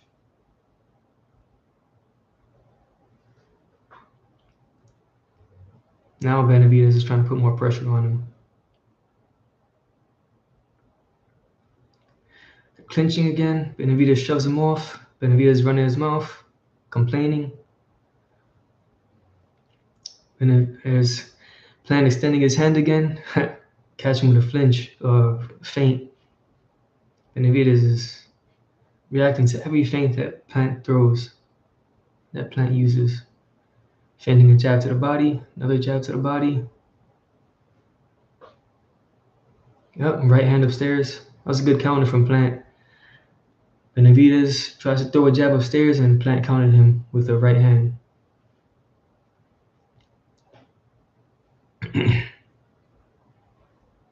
Another jab to the body from Plant.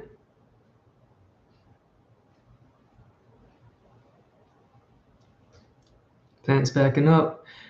Benavidez tries a sloppy right hand to the body and then a left hook upstairs. They clinch. Benavidez tries to throw a couple of uppercuts. They miss. They clinch again. A little right hand upstairs from Benavidez. A little low blow. They're getting dirty now.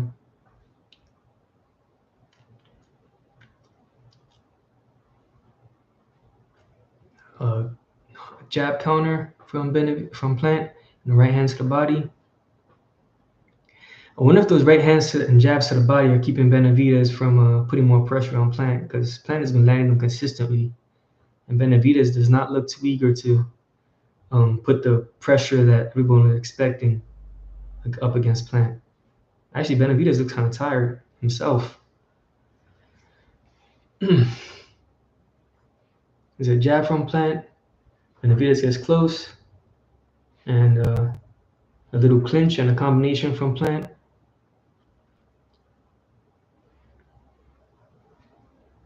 Another round for Plant. Better from Benavidez, but I think Plant won that round 2. The last round was also pretty good from Benavidez, but still, I thought Plant controlled most of it. Just a couple of decent moments from Benavidez. It's like Benavidez spends 15 seconds attacking, and the other 2 minutes and 15 seconds is controlled by Plant. Just allowing Plant to do what he wants. Feints and jabs to the body.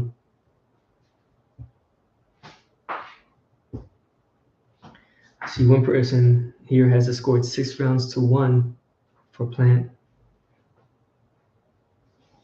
I think if you give a round to Benavidez at this point, you're probably being generous. But if you're being generous, it's like maybe 2 rounds we could give Benavidez. He's not applying the pressure that I thought he would. I picked him to win the fight.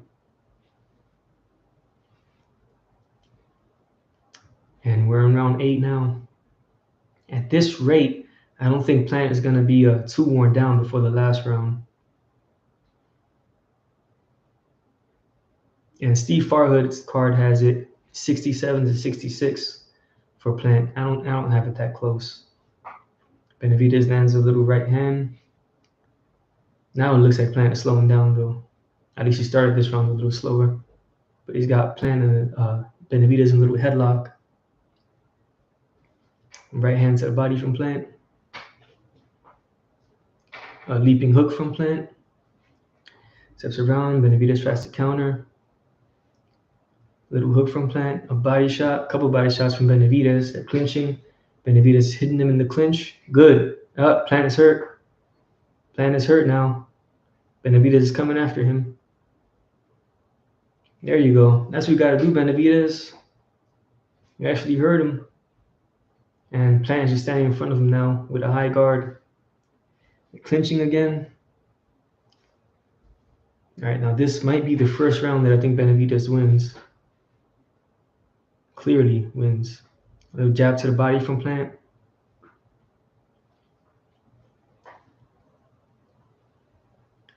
No, right hand misses from Benavidez. Ooh, that right hand landed. That was a clean right hand too.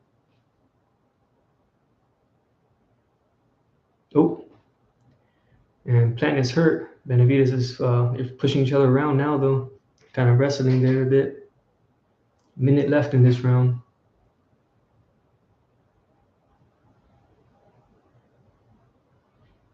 Plant got some sloppy legs now. They're wrestling.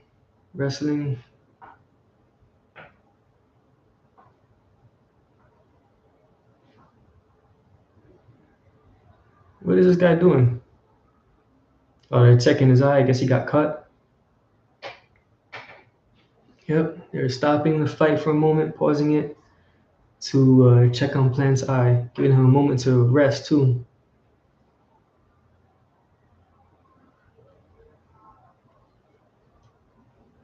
Yeah, Plant is cut. Throws a jab to the body and they clinch. And Benavidez trying to pull back, get some space, and hit him with a couple of hooks. Little hook upstairs from Benavidez. Yeah, Plant is definitely bleeding. He's got blood going down his face. It looks like he's wearing down now.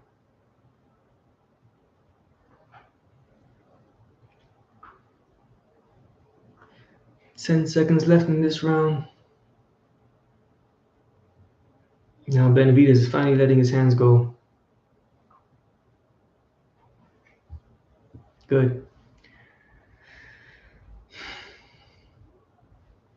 Oh, is that from a headbutt they're saying? It could have been. They have so many clinches, man. I'm sure they rubbed heads a couple of times so far.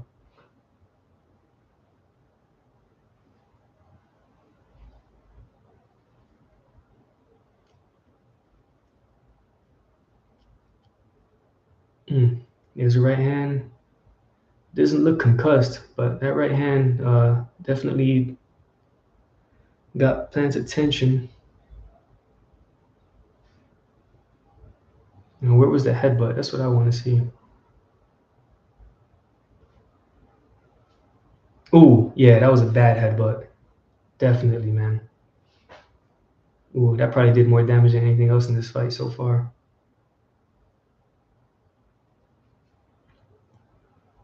Yep, Plant has a gash in his face, like right here between his eyes. Ooh, that was a mean low blow, bro. I don't think you did that by accident. Yeah, Plant just hits Benavidez at the very beginning of the round with a mean low blow. And referee Kenny Bayless is warning him, says don't do it again. I don't think you need to warn him when I think he did it on purpose. He just probably wanted a moment to take a break. It's round 9 of 12. And so far, I have it 7 rounds to 1 for Plant. Benavidez is just not putting the kind of pressure on him that I was expecting him to put on. And Steve Farhood has it a draw so far.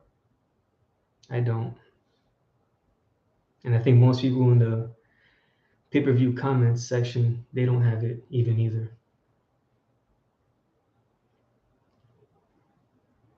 Most people have Plant winning. I think the only round that Benavidez has clearly won was the last round so far. But hopefully he'll start pressing the gas more, and it looks like that's what he's doing now. He's putting more pressure on Plant. Shame he had to wait to the 8th round to start.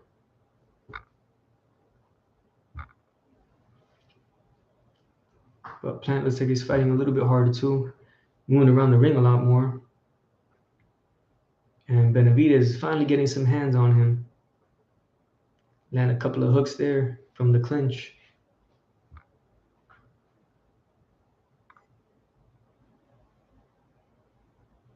Benavidez is talking smack. Got his hands down, hitting himself like, come on, do it. Hit Plant with a little jab there.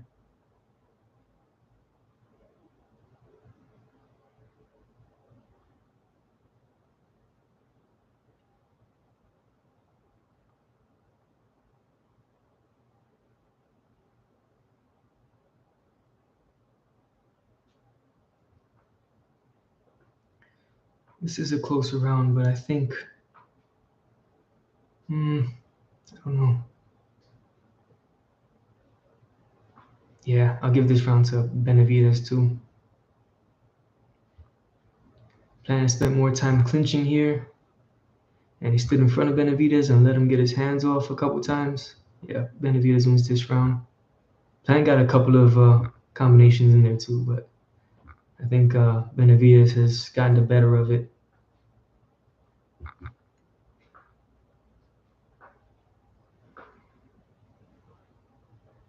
Still keeping that stab jab downstairs.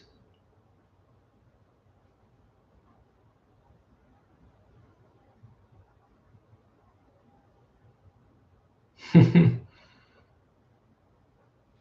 Benavidez is getting to him now, getting into round 10 now. So Plant has 3 more rounds to survive. If he survives, then he has a good chance of winning the fight. Now it's 2 rounds to 7 for Plant. On my scorecard, he could lose every single round, and as long as he doesn't get knocked down, he still wins. But Benavidez is catching up now. Benavidez gave way too many rounds up, though, early on. And fights are scored round by round, so there's no guarantee that if he doesn't score a knockout, that he wins the fight.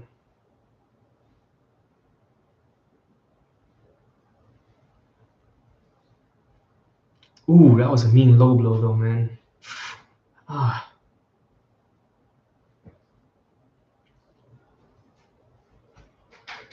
There goes Plant. Comes out of this round, throws a 3-piece. He might have landed a couple of them. Then he throws a left hook to the body and a jab to the body. He landed it. Benavidez responds with a couple of hooks. Kenny Bayless is telling Plant, don't use your head. Kind of bad advice for a fight. But no, that's different. Bayless means it in a different way. So not to headbutt. He's rubbing his head against Benavidez' head. They're clinching now. Benavidez is trying to get some space to land some hooks. And Plant is trying to dig to his body. Benavidez throws that little sneaky right hand. Plant responds with a 3-piece. Plant is throwing more punches now. Benavidez lands a good uppercut on the inside. More short punches in the clinch. And now Plant is trying to clinch and smother Benavidez. Benavidez has done a good job of keeping him off to land those short punches. Plant looks like he's beat now. Putting that high guard up. Benavidez is really looking to finish him. Now Benavidez is bullying Plant. He should have started this early, though, because he gave too many rounds away.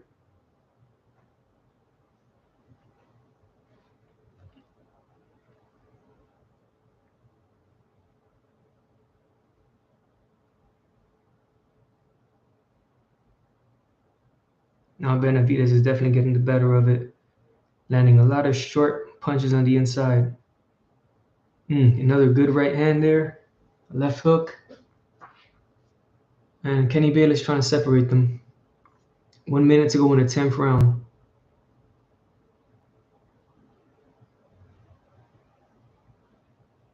And Plant is just trying to smother him. He's doing a pretty good job of defending his head, but Benavidez has still been able to land a couple punches. And Plant is hurt. He's definitely hurt. He's trying to land a haymaker now. Benavidez is just chopping away. Those haymakers ain't gonna land though. Well, that was a good move from Benavidez. Hit him with a right hand, kept his head there, and then a left hook to the body. Ooh, that left hook hurt Plant.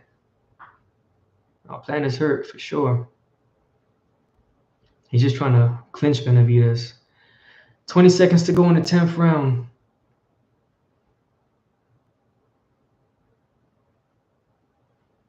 Little jab from Plant that lands.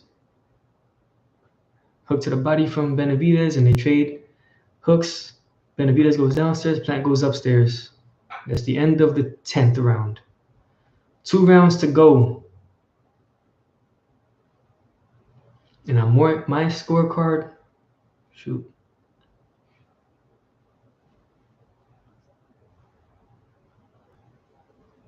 Yeah, I think I have it 8-2.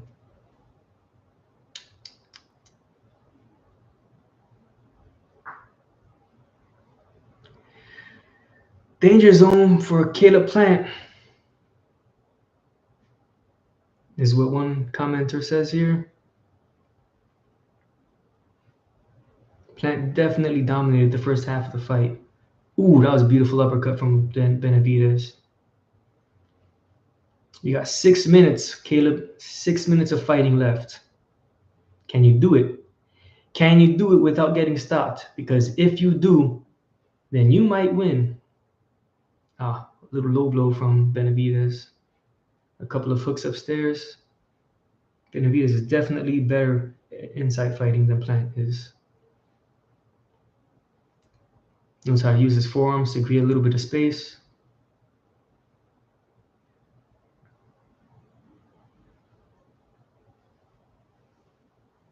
Round 11. Can Plant make it to the last round? Or make it past the last round to the decision? Because if he can, he might win. 8 rounds to 2 for Plant. Now my scorecard is back against the ropes. And Benavidez trying to duck under Caleb's jabbing hand, find an opening. Trade punches there, but Plant is backing up. Gets into a clinch. Benavidez trying to go around his guard. Caught him with a little hook right there. As Plant was in the Philly shell. Got hit with a hook up his forehead.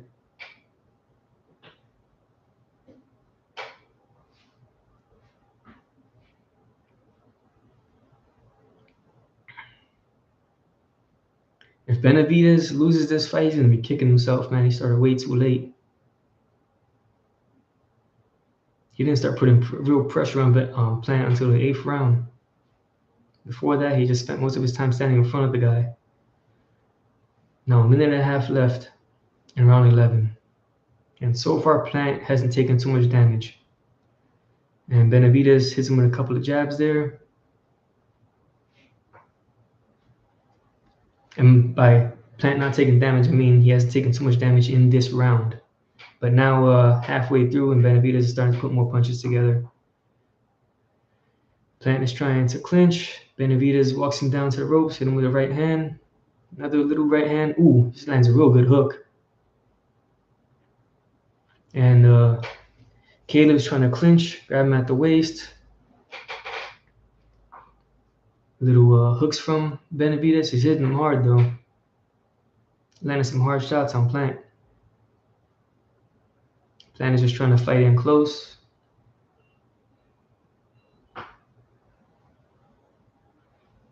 Hitting him with a couple of little short punches there from Benavidez. And Plant's trying to control, hold his head down.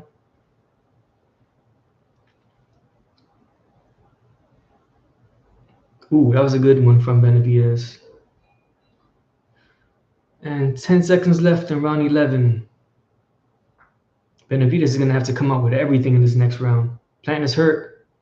With a few seconds left to go, Plant is hurt. Round 11. Bell rings. One more round to go. Benavidez, bro, you're going to have to bring everything you've got this next round to get the stoppage, because if the judges see it like I do, you are not going to win a decision unless you knock the guy out.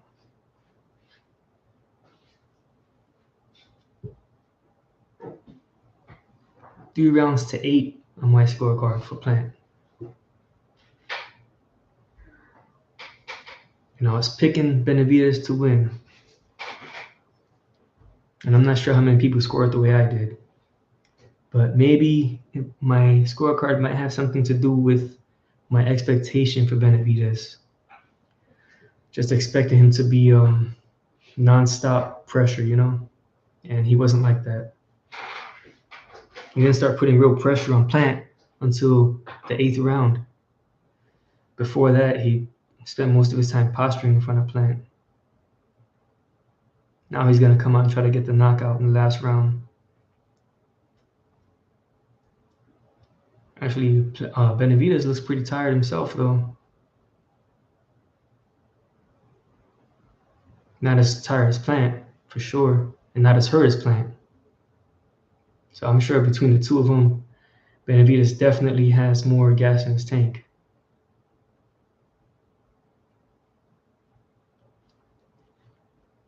Don't have it the way Steve Farhood does. Not even close.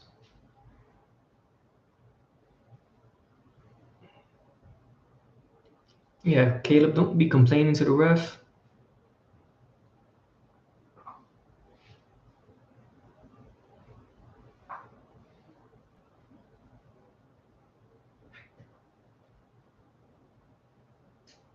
And Benavidez just stalking him down, hitting him with jabs. Ooh, that was a good one. It didn't land too clean, but he threw that one hard. Little hook uppercut type punch. Just landed upside, hardly upside Plant's forehead. Plant throws a jab right hand combination. Looks like he landed the right hand, but it wasn't too much authority on it. Benavidez is walking Plant down now.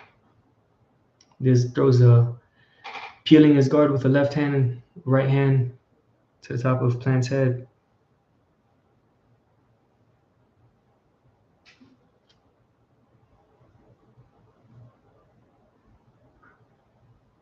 One minute left to go.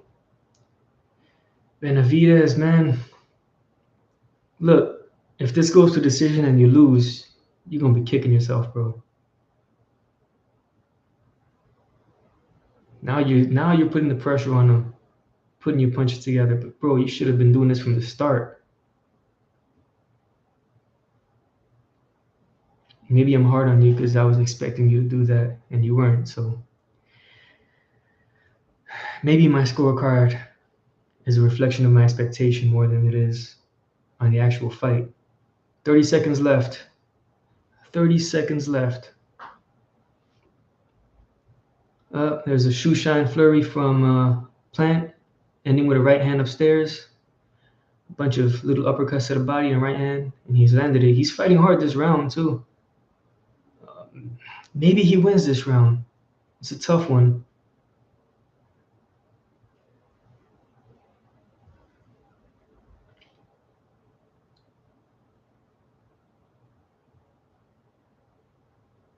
Hey, they actually hugged each other at the end. I'm surprised because I know these boys have some bad blood. They do not like each other. But dang, that was tough. And you know what? I don't know who won. I'm not too confident. We about to find out, though. I guess it depends on how you scored this fight. But it's scored round by round. And Plant dominated the first half.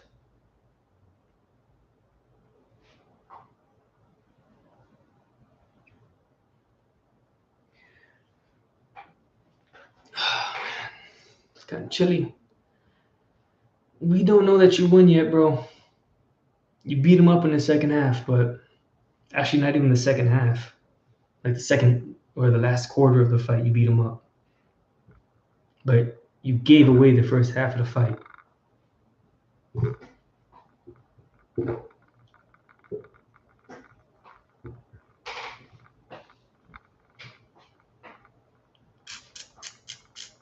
You're going to see. I would not be at all surprised if Plant turns out to be the winner here.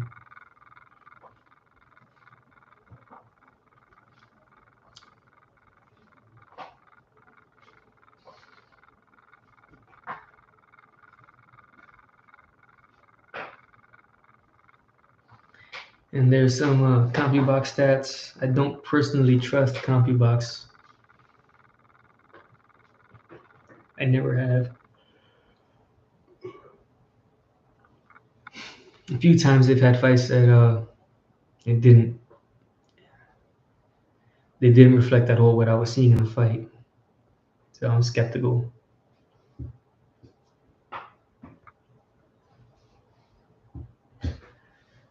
Let's see.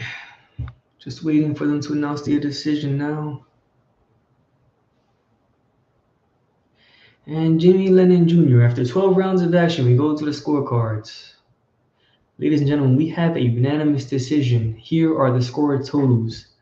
Judge at ringside, Tim Cheatham scores the bout 115 to 113. Dave Moretti sees it 116, 112. Steve Weisfeld scores the bout 117 to 111. All in favor of the winner and still the undefeated interim WBC super middleweight world champion, the Mexican monster, Dave Benavidez. I actually didn't score it that way, but that's all right. I thought Plant should have won. But maybe that's the kind of thing that I should watch again, because I thought Plant swept the first 6 rounds of the fight.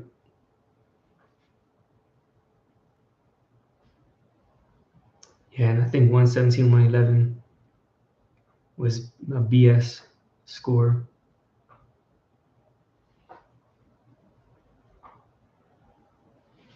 That was a garbage score.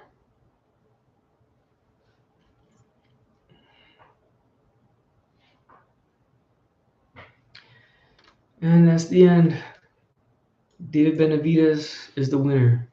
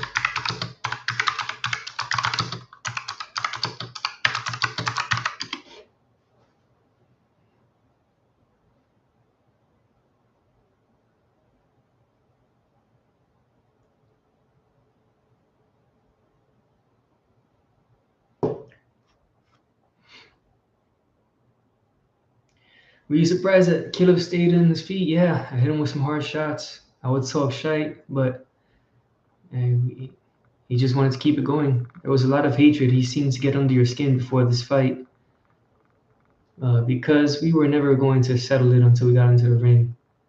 We got in the ring, we settled it like man. I took it harder. I took his hardest shots. He took my hardest shots. We're still standing at the end of the day. We can go back to our families. That's right. I was catching a lot of power shots. I keep coming like a monster. Well, you didn't look too much like a monster to me. Not until the last 4 rounds, man. Redheaded avoiding you, truly feeling at 168. I want to tell everybody I have a lot of respect for Canelo Alvarez, but he has to give me that shot now. Let's make it happen in September. Judging by this performance, I think Canelo beats him. You believe that he's trying to avoid you? I don't think he's trying to avoid me. I think he has a lot of options. The fans have been calling this fight, the legends have been calling this fight, so let's make it happen.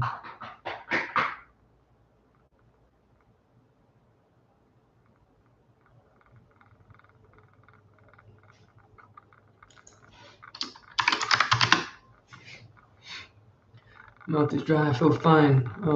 David is a hell of a fighter.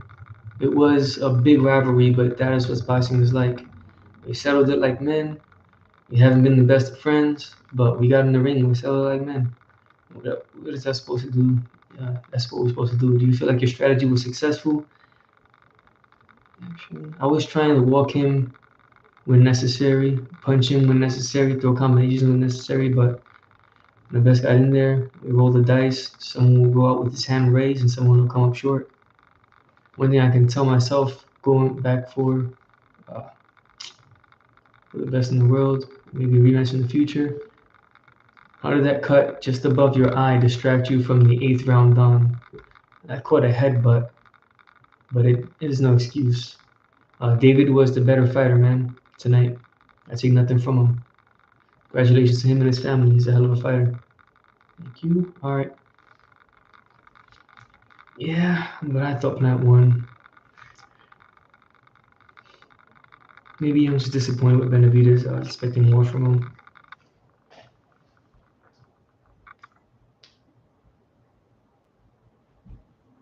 Anyway, to my one viewer, hope you have a good night.